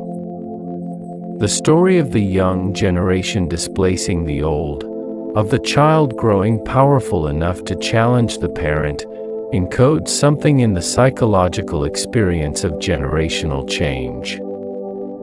The ambivalence of parents toward the children who will eventually surpass them. The ambivalence of children toward the parents they must eventually move beyond. The fear of obsolescence. The fear of being consumed before you can become yourself. These are not small fears. They are among the oldest fears human beings have. And the Greeks told the story of Cronus eating his children and gave it to the second generation of gods, beings who were themselves defined by the legacy of that fear. Zeus, who had been nearly swallowed Métis.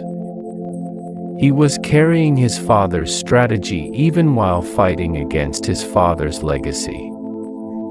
The story of the Greek gods is, among other things, a story about how trauma transmits across generations.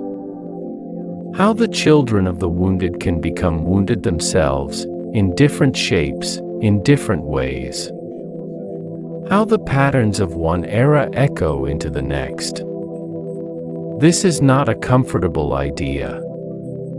But it is not a new one. It is one of the oldest ideas human beings have ever tried to put into story form. There is one story that doesn't belong to any single god but moves through the entire mythology like a slow river. The story of Prometheus. Prometheus was a titan, but he was one of the titans who sided with Zeus and the Olympians in the Great War. He survived the titanomachy, not imprisoned in Tartarus but present in the new divine order, awkward and marginal and brilliant. He was, in the mythology, the being who created human beings. He shaped them from clay. He gave them form. And then, because he cared about them in a way that the Olympians generally did not, he gave them fire. This is the central act of his mythology. The theft of fire from the gods. In some versions of the myth, Zeus had deliberately withheld fire from humanity, had decided that humans would live without the gift of warmth and light and the ability to cook food and work metal. They would be cold, limited, mortal in every sense. And Prometheus, looking at his creation shivering in the dark, felt something that gods were not generally supposed to feel toward mortals. He felt compassion. He climbed to Olympus, or in some versions approached the chariot of the sun, and he took fire. He brought it down in a hollow fennel stalk, a detail that is botanically specific. The pith of the giant fennel plant, Ferula communis, does actually hold fire, can carry an ember, as ancient people who used it as a tool for transferring fire from place to place would have known, and he gave it to human beings.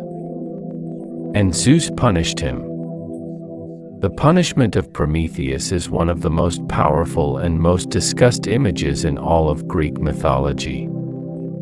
He was chained to a rock in the Caucasus Mountains, in that vast, wild range between the Black Sea and the Caspian Sea.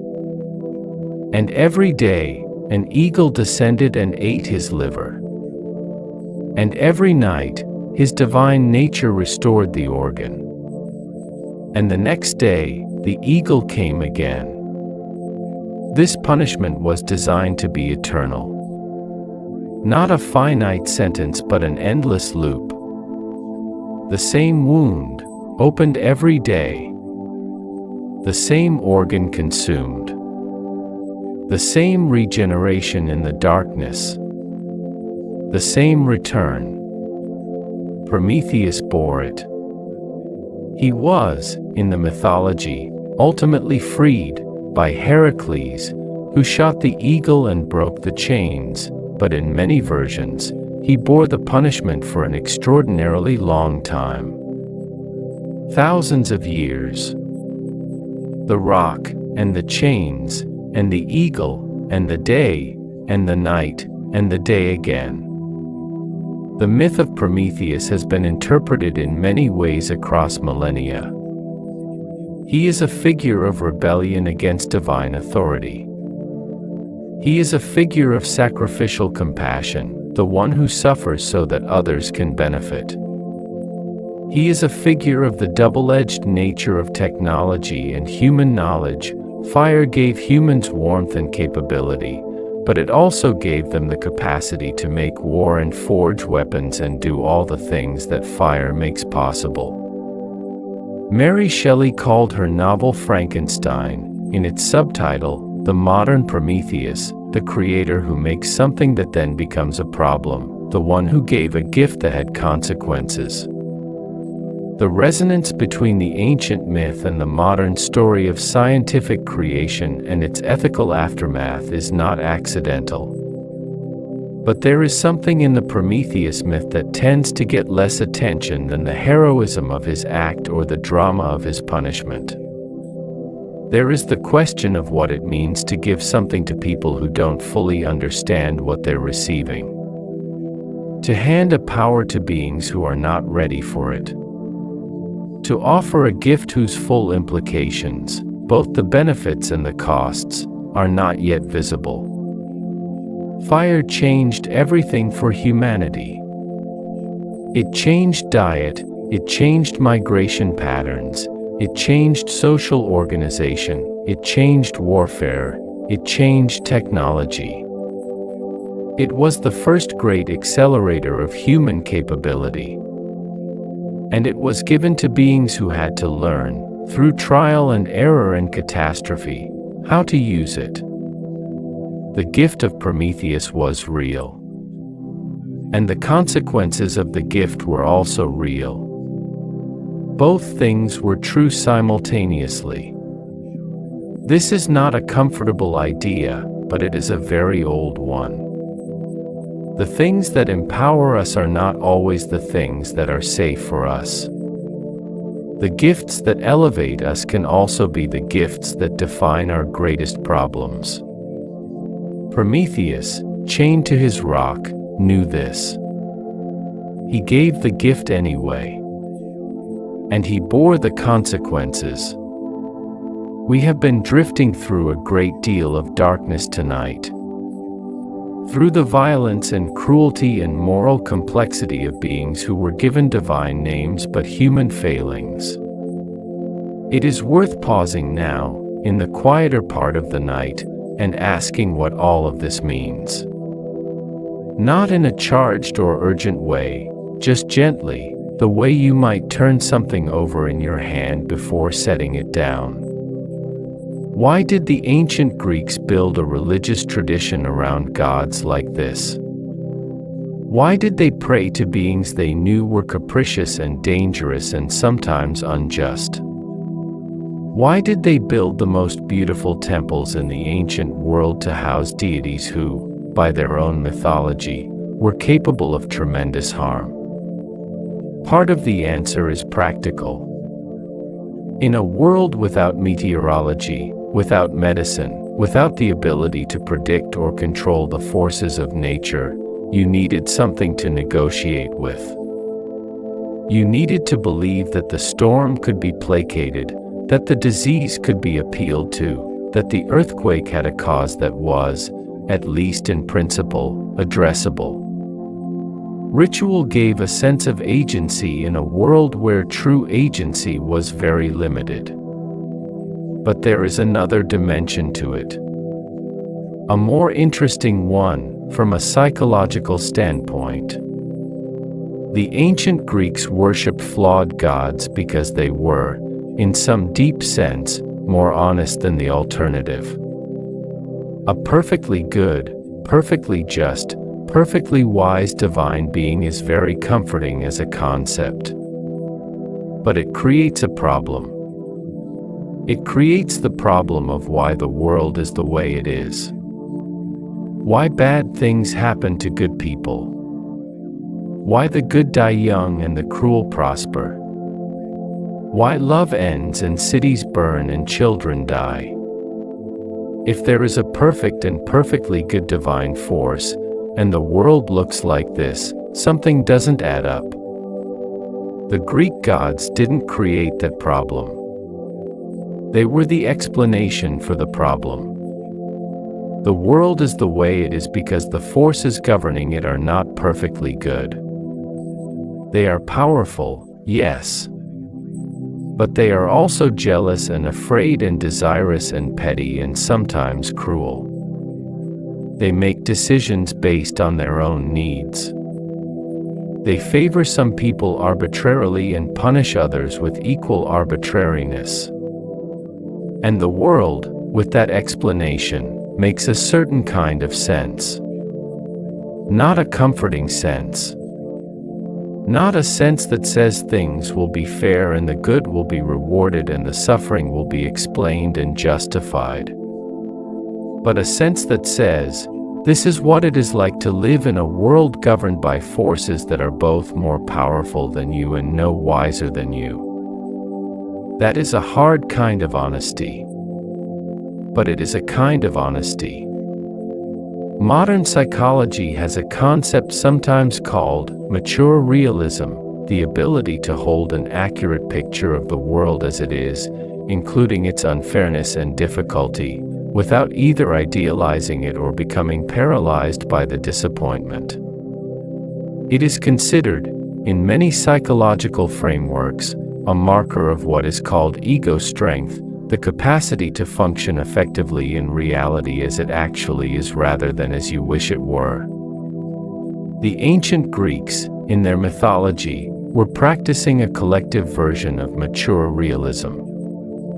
They looked at the world clearly enough to see that the powerful are not always good, that love is not always kind, that death comes when it comes and not when it is deserved, that the sea doesn't care whether you deserve to drown.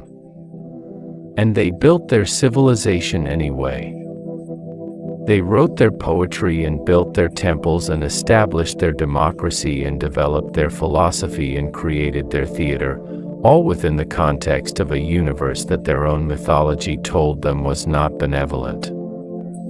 That is, perhaps, the deepest and most lasting gift of Greek mythology. Not the stories themselves, though the stories are extraordinary, but the underlying stance that the stories embody. The stance that says, we see clearly what we are dealing with. We see the darkness. We see the arbitrariness. We see the power that does not always protect and the love that does not always save and the justice that does not always arrive. And we are going to make something beautiful here anyway. As we move into the final, quieter part of this night together, there is one more thread worth following. One more dimension of the dark mythology that tends to be underemphasized. The human beings. The myths of the Greek gods are, in the end, stories told by humans about forces larger than themselves.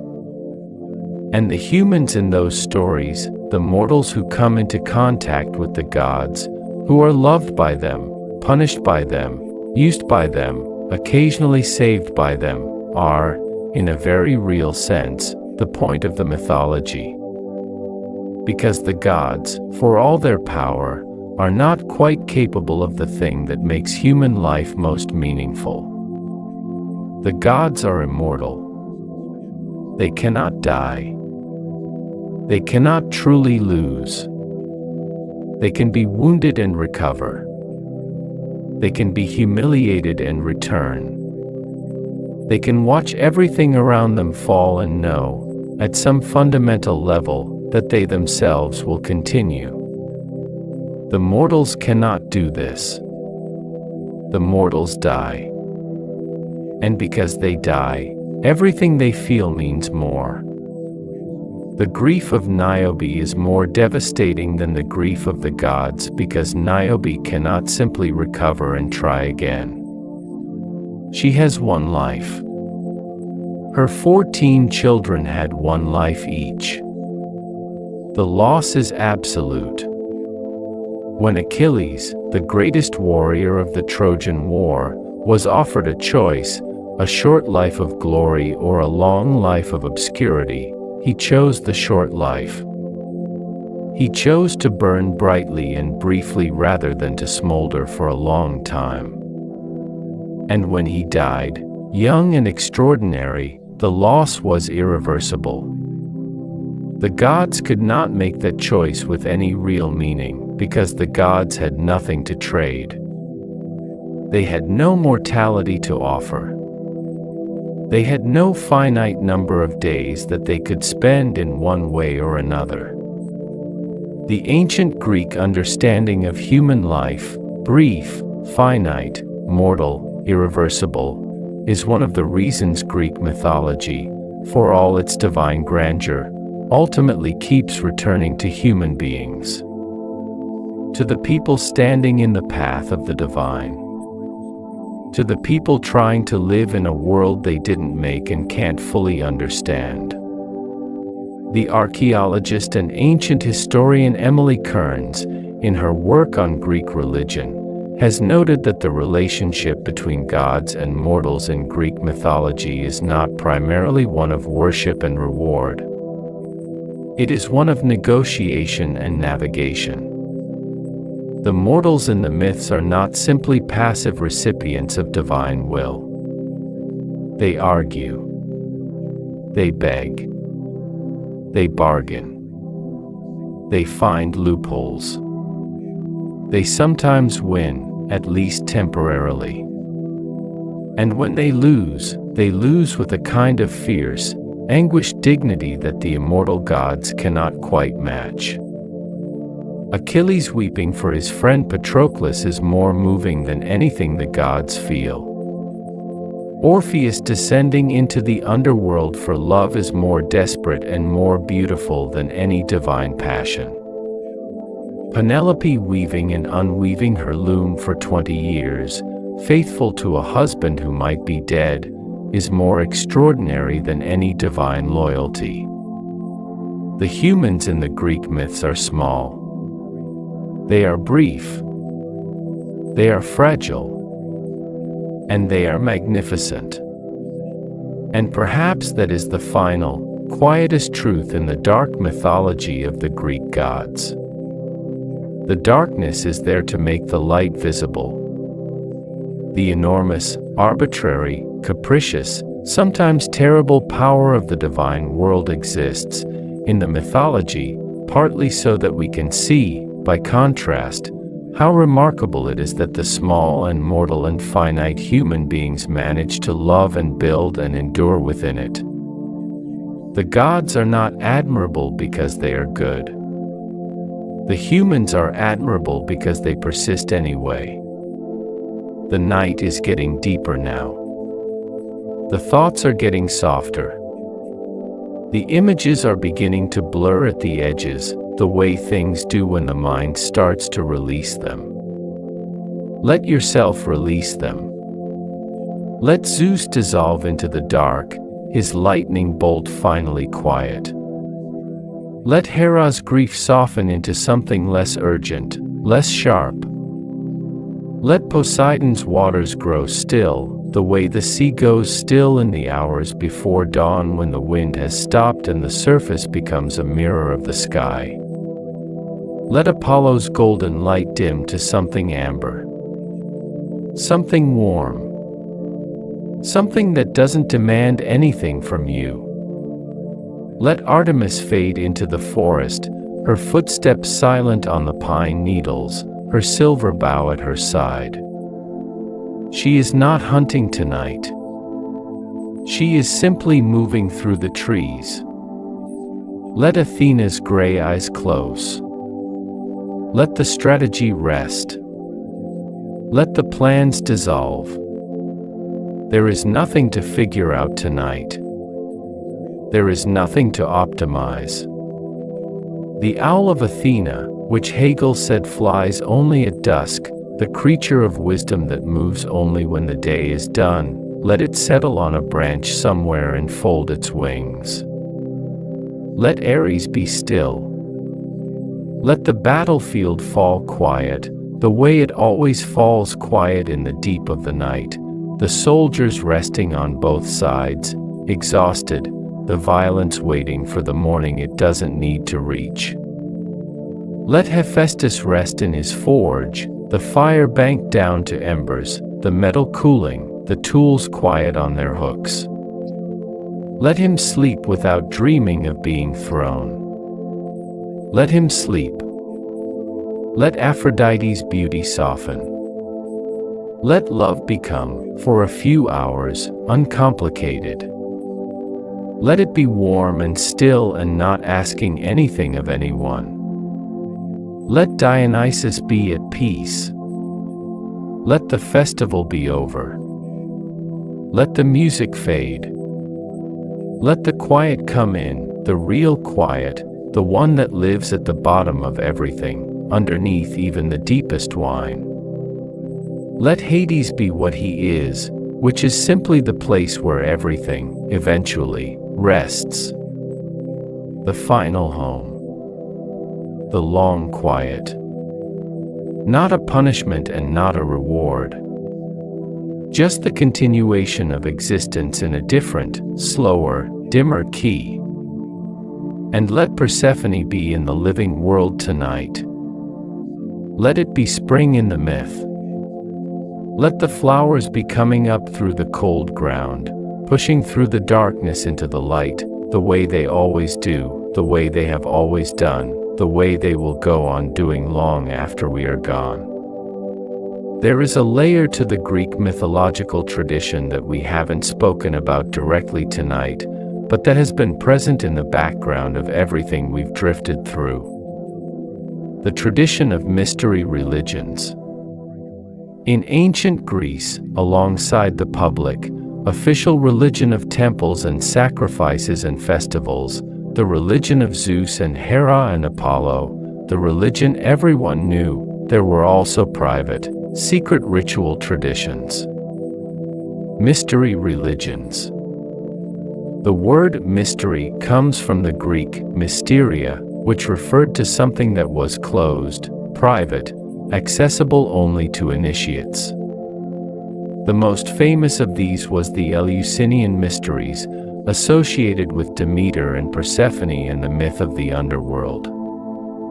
The mysteries were performed at Eleusis, a town near Athens, every year for over 2,000 years, a continuous religious tradition that lasted from at least 1500 BCE to the late 4th century CE, when it was finally suppressed during the Christianization of the Roman Empire. What happened in the Eleusinian mysteries was, by ancient law, not to be spoken of. The penalty for revealing the secrets was death. And the initiates, across 2,000 years, kept their oath. We know almost nothing about the specifics of what happened inside the inner sanctuary. What we do know is the effect. Ancient accounts, from people who were initiates and who could describe the effect without describing the content, consistently describe something similar. A transformation. A shift in the relationship with death and life. A sense of having experienced something that made the prospect of dying less terrible. The philosopher Cicero, writing about the Eleusinian mysteries in the 1st century BCE, said that they had given Athens something more important than its civilization, that through them, humans had learned to live with hope rather than with terror. The psychologist and philosopher William James, writing in the early 20th century about mystical experiences across cultures, noted that they consistently share certain qualities: a sense of unity, a sense that ordinary boundaries and separations are not the final reality, a feeling of what he called noetic quality, a sense of having accessed genuine knowledge, not merely an emotion. Modern researchers who study psychedelic experiences, particularly the therapeutic use of compounds like psilocybin, have found something that some scholars believe may be relevant to the Eleusinian mysteries. There is growing evidence that the ritual drink consumed at Eleusis, the Kykeon, may have contained psychoactive compounds, possibly ergot fungi that grow on barley, which contain substances chemically related to modern psychedelic compounds. If this hypothesis is correct, and it remains a hypothesis, though one with serious scholarly support, then what happened at Eleusis may have been a carefully managed psychedelic experience, conducted within a ritual framework, designed to produce exactly the effects that the ancient accounts describe: a dissolution of ordinary boundaries, a sense of contact with something beyond ordinary consciousness, and a transformation in the relationship with the prospect of death. Whether or not this is the full explanation, the Eleusinian mysteries lasted for 2,000 years. Millions of people were initiated, and virtually no one ever broke the silence. Whatever happened at Eleusis, it was worth keeping. The darkness of the Greek gods, the darkness we have been drifting through all evening, had a counterpart in this tradition of mystery, an experience that went into the dark and came back changed. That looked at the underworld, at Persephone and Hades and the gray realm of the dead, and came out of the experience no longer afraid. Both the mythology and the mysteries were about the same thing, approached from different directions. They were about learning to live in a world where death is real and the forces governing the universe are not perfectly just, and love sometimes ends and power sometimes fails and the sea sometimes takes you. And finding peace anyway. Finding enough. The air is very still now. You have been drifting through a long night of old stories. Through marble halls and dark waters and forge fires and underground kingdoms and the gray light of the realm of the dead and the golden light of the sun that Apollo drives across the sky every morning without fail. Through the jealousy of Hera and the cold calculations of Athena and the chaotic violence of Ares and the unbounded frenzy of Dionysus and the deep, patient rule of Hades. Through the grief of mortals who loved too much and lost too completely. Through Orpheus and his lyre and the darkness of the ascending passage and the moment he turned around. Through Niobe weeping until she became a waterfall. Through Achilles, brief and brilliant, like a comet that chose to burn. Through Cassandra, always right and never believed, watching her city burn from behind the walls of her own knowledge. These are old, old stories. They have been told so many times that they have worn smooth in the telling, like river stones. And smooth is what stones become when water moves over them long enough. Not diminished. Refined. The rough edges gone. The essential shape remaining. The essential shape of Greek mythology is the shape of the human animal in a world it didn't make. Looking at forces larger than itself. Finding names for them. Finding faces. Finding stories that can carry the weight of what it actually feels like to be alive, the love and the fear and the grief and the strange, unasked for beauty of being conscious in a universe that was not designed with us in mind. The gods were not perfect. Neither are we. And we go on anyway. The thoughts are getting slower now. There is no rush. There is nowhere to be. The myths are resting in their ancient places. The temples are still, The Parthenon stands on its hill in the dark, as it has stood, in one form or another, for 2,500 years. The stone columns rising from the limestone rock, pale in the moonlight, their shadows long and quiet. Inside the old sanctuaries, the votive offerings have long since dissolved back into the earth. The flowers placed on the altars. The small clay figures of gods and animals left by ordinary people asking for ordinary things: health for a sick child, a safe voyage, a good harvest, a return from war. The people who left those offerings are gone. Their prayers dissolved into the air a very long time ago. But the stone is still there. The Acropolis, sitting on its limestone foundation, is built on rock that formed approximately 150 million years ago, in the Jurassic period, when the dinosaurs were alive. When the first flowers were only just beginning to appear in the fossil record. The rock was there long before anyone built anything on it. Long before anyone had a language to name it. Long before anyone looked up at the sky and saw, in the weather, the mood of a god. All of human history, the entire span of it, with its cities and religions and philosophies and wars and temples and myths, is a thin layer on the surface of a very old stone. That is not a depressing thought. It is a quieting one. The scale of time makes things very peaceful when you hold it in mind the right way. There is a particular quality of the mind at this hour that is worth noticing, if you are still noticing things. A particular way that thoughts begin to move differently. More slowly. More loosely.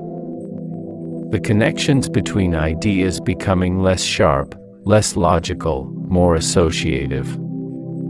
Neuroscientists who study the transition from wakefulness to sleep have identified this state quite precisely. It is called the hypnagogic state, the threshold between waking and sleep. In this state, the brain produces what researchers call hypnagogic imagery, spontaneous images, sounds, sensations that arise without voluntary production. Brief, often vivid, often strange. People in the hypnagogic state sometimes see faces, sometimes hear words, sometimes experience sudden brief narratives that dissolve immediately without leaving much trace. The brain is loosening its grip on ordinary reality. It is beginning to let go of the day. The ancient Greeks had a deity for this threshold too. Morpheus, the god of dreams. The son of Hypnos, the god of sleep. He was the shaper. His name came from the Greek word for form, and he shaped the dreams that the sleeping mind received, giving them the form of specific persons and places and events. He could take any human shape. He was the one who brought meaningful dreams, the dreams that contained messages, that seemed to carry a weight beyond ordinary nighttime imagery.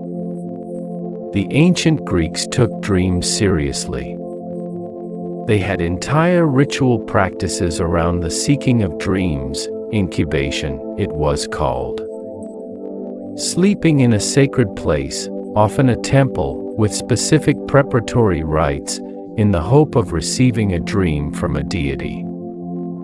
The god Asclepius, the divine physician, son of Apollo, was particularly associated with healing dreams. People traveled to his sanctuaries and slept there, and in their dreams, they believed, the god visited them and told them what was needed for their healing. Modern research on the neuroscience of sleep has found something interesting about the relationship between sleep and healing. During deep sleep, the brain undergoes a remarkable process of maintenance and repair. The glymphatic system, a kind of cleaning mechanism in the brain, driven largely by the movement of cerebrospinal fluid through spaces between brain cells, operates most efficiently during sleep. It clears metabolic waste products, including the amyloid proteins that, when they accumulate, are associated with neurodegenerative conditions. Sleep, in the literal cellular sense, washes the brain clean.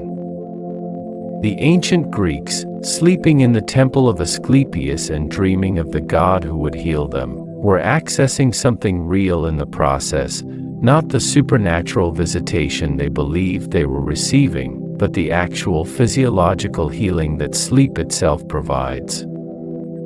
They were right that healing came in the night. They just told a different kind of story about the mechanism. The body is heavy now. That is a good thing. That is the body doing what it is supposed to do, releasing the tension of the day, letting the muscles rest, letting the heart slow to its resting rhythm, letting the breath become deep and regular and effortless. The ancient Greek philosopher Heraclitus, one of the most fascinating and fragmentary of the pre-Socratic thinkers, who lived in the 6th century BCE, wrote something about sleep that has lasted for 2,500 years. He wrote that in sleep, we die a little. That the soul, in sleep, withdraws. That the fire of consciousness dims. And he also wrote that the world is alive with fire. That fire is the fundamental substance of reality, not fire in the literal sense, but something like the principle of constant change and energy that fire represents. Everything is flux, he said. Everything is always becoming something else. The river that you step into tomorrow will not be the same river you stepped into today. The water has moved on. New water has come. You are not quite the same person who stepped in yesterday. The cells of your body have continued their constant process of replacement and renewal. The thoughts you had yesterday have moved on. Everything is flux. And sleep is the natural resting point within that flux. The place where the day self goes quiet and the deep self does its maintenance and the next version of you begins to take shape in the dark. Heraclitus also said something else, something that feels relevant to this long evening of drifting through the dark mythology. He said that the way up and the way down are the same path. The same path. The way into the difficulty and the way out of it are not different paths. The descent into the underworld and the ascent back into the light are the same road, walked in different directions. The darkness that the Greek myths explore is not separate from the light they also celebrate. It is the same reality, seen from a different angle. Persephone goes down and comes back. The sun descends into the dark at evening and rises again at dawn. The river goes into the ocean and rises again as rain. Everything that goes down comes back. Even consciousness. Even the self. Even you. Down into sleep and back again with the light. The myths are very quiet now. Let them go. Let the gods return to wherever gods go when the stories about them are finished for the night. Back to the stone. Back to the sea. Back to the mountain. Back to the particular places where the ancient world felt their presence most acutely. The Aegean in the dark.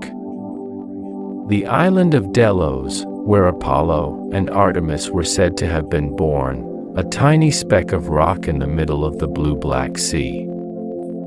The Corinthian Isthmus at night, the narrow waist of the Greek peninsula where the Adriatic Sea and the Aegean come closest together, where sailors once dragged their boats overland to avoid the treacherous waters around the southern cape. Ancient sailors at night. The constellation of Scorpius rising over the water. The Milky Way, which the Greeks called the Galactikos Kyklos, the Milky Circle, a band of light across the sky, a river of stars. They called it the Road of the Gods, the path that divine beings traveled across the sky. We know now that the Milky Way is the disk of our galaxy, that what the ancient Greeks saw as a river of light is the aggregate of hundreds of billions of stars, their individual light blurring together at this distance into a single luminous band. We know that the sun, Apollo's chariot in the myth, is one of those hundreds of billions of stars, not at the center but about 2/3 of the way out from the galactic center, orbiting in a journey that takes approximately 225 million years to complete. The light of the Milky Way that ancient Greek sailors navigated by is the same light that arrives in our eyes tonight. The same photons, or photons from the same stars, crossing the same vast distances. The universe does not change scale for any particular era of human history. It was enormous when the ancient Greeks were looking up at it, and it is enormous now, and the humans looking at it are very small in both cases, and something about that smallness, when you receive it as information rather than threat, is deeply, profoundly peaceful. We are very small. The universe is very large. And here we are, alive in it, for this short, remarkable, particular time. That is not a terrible thing to be. Your breath is deep now. Or perhaps it is getting there. Moving in that direction, slower, deeper, the exhalation lasting a little longer than the inhalation, the way it does when the body knows it's safe. The ancient Greeks had a word, aponia, which meant freedom from pain. The absence of discomfort. Not a great positive happiness, but the quiet state of nothing hurting. The Epicurean philosophers, the followers of Epicurus, who lived in the late 4th century BCE, considered aponia one of the highest achievable states of human life. Not ecstasy, not triumph, not the heights of pleasure, simply the absence of pain, the body comfortable, the mind at rest. Aponia. The body comfortable, the mind at rest. Aim for that now. Let the stories dissolve. Let Zeus and Hera and Poseidon and Apollo and Artemis and Athena and Ares and Hephaestus and Aphrodite and Dionysus and Hades and Persephone and Prometheus and Orpheus and Achilles and Cassandra and all the mortals and all the gods and all the mythology of 2,500 years, let them dissolve gently into the dark, the way the stars dissolve when the sky begins to lighten and you don't notice them fading, you just notice, at some point, that they're gone. They were here. They were real, in the way that stories are real, more real, sometimes, than facts. And now they are resting. And so can you. The stone columns of the Parthenon in the dark. The sea, very still, somewhere to the south. The smell of pine resin and wild thyme on a hillside in the dark. The sound of a spring, somewhere nearby, very quiet, just the movement of water over rock. Stars. The breath. The body heavy and warm. The mind very soft. Very quiet. moving very slowly now, the thoughts like fish in deep water, present, but far down, not visible at the surface. Down at the bottom of it, where the water barely moves, where the light doesn't reach, where everything is still, the oldest things rest there. The oldest stories. The first dreams. The original dark that was here before anything. Chaos. The ancient void. And from the void, the earth. And from the earth, everything. You are part of everything. You are made from the same elements that the ancient Greeks were made from. The carbon in your body was forged in the cores of stars that lived and died billions of years before the sun existed. The oxygen you breathe has been cycled through the Earth's atmosphere for billions of years, breathed by dinosaurs, by the first fish, by the first organism that ever moved in liquid, by every human being who ever lay down in the dark and closed their eyes and drifted. You are very old. And you are very new. And you are here, in the particular, unrepeatable shape of you, for this particular night. That is enough. That is more than enough. Let the last of the day go. Let it move away from you like the tide moving away from the shore, very slowly, very completely, until what is left is just the sand, clean and dark and wet, and the sound of the water receding, and the silence that comes after. The Greek gods are resting in their myths. The ancient world is resting in its stones. The stars are doing what they do, burning at extraordinary distances, their light traveling toward you at the speed of light, arriving in your eyes as something ancient, something that left its source long before you were born. You don't have to do anything with that. You don't have to hold it. Let it rest. Let everything rest. The darkness is very soft now. The kind of darkness that asks nothing from you. The kind that simply receives. The underworld in its quietest hour, not threatening, not grim, just still. The shade resting beneath the trees. The water of Lethe moving so slowly it is almost indistinguishable from stillness. The river of forgetting, in the kindest hour, is also the river of rest. You can let the day dissolve into it. You can let the thoughts dissolve. You can let the names of gods and myths and ancient places dissolve, the way everything eventually dissolves, the way even stone dissolves over enough time, the way even the mountains dissolve into the sea and rise again as new mountains, the eternal slow cycle of it. Everything in time. For now, just this. The breath. The dark. The stillness. Sleep well.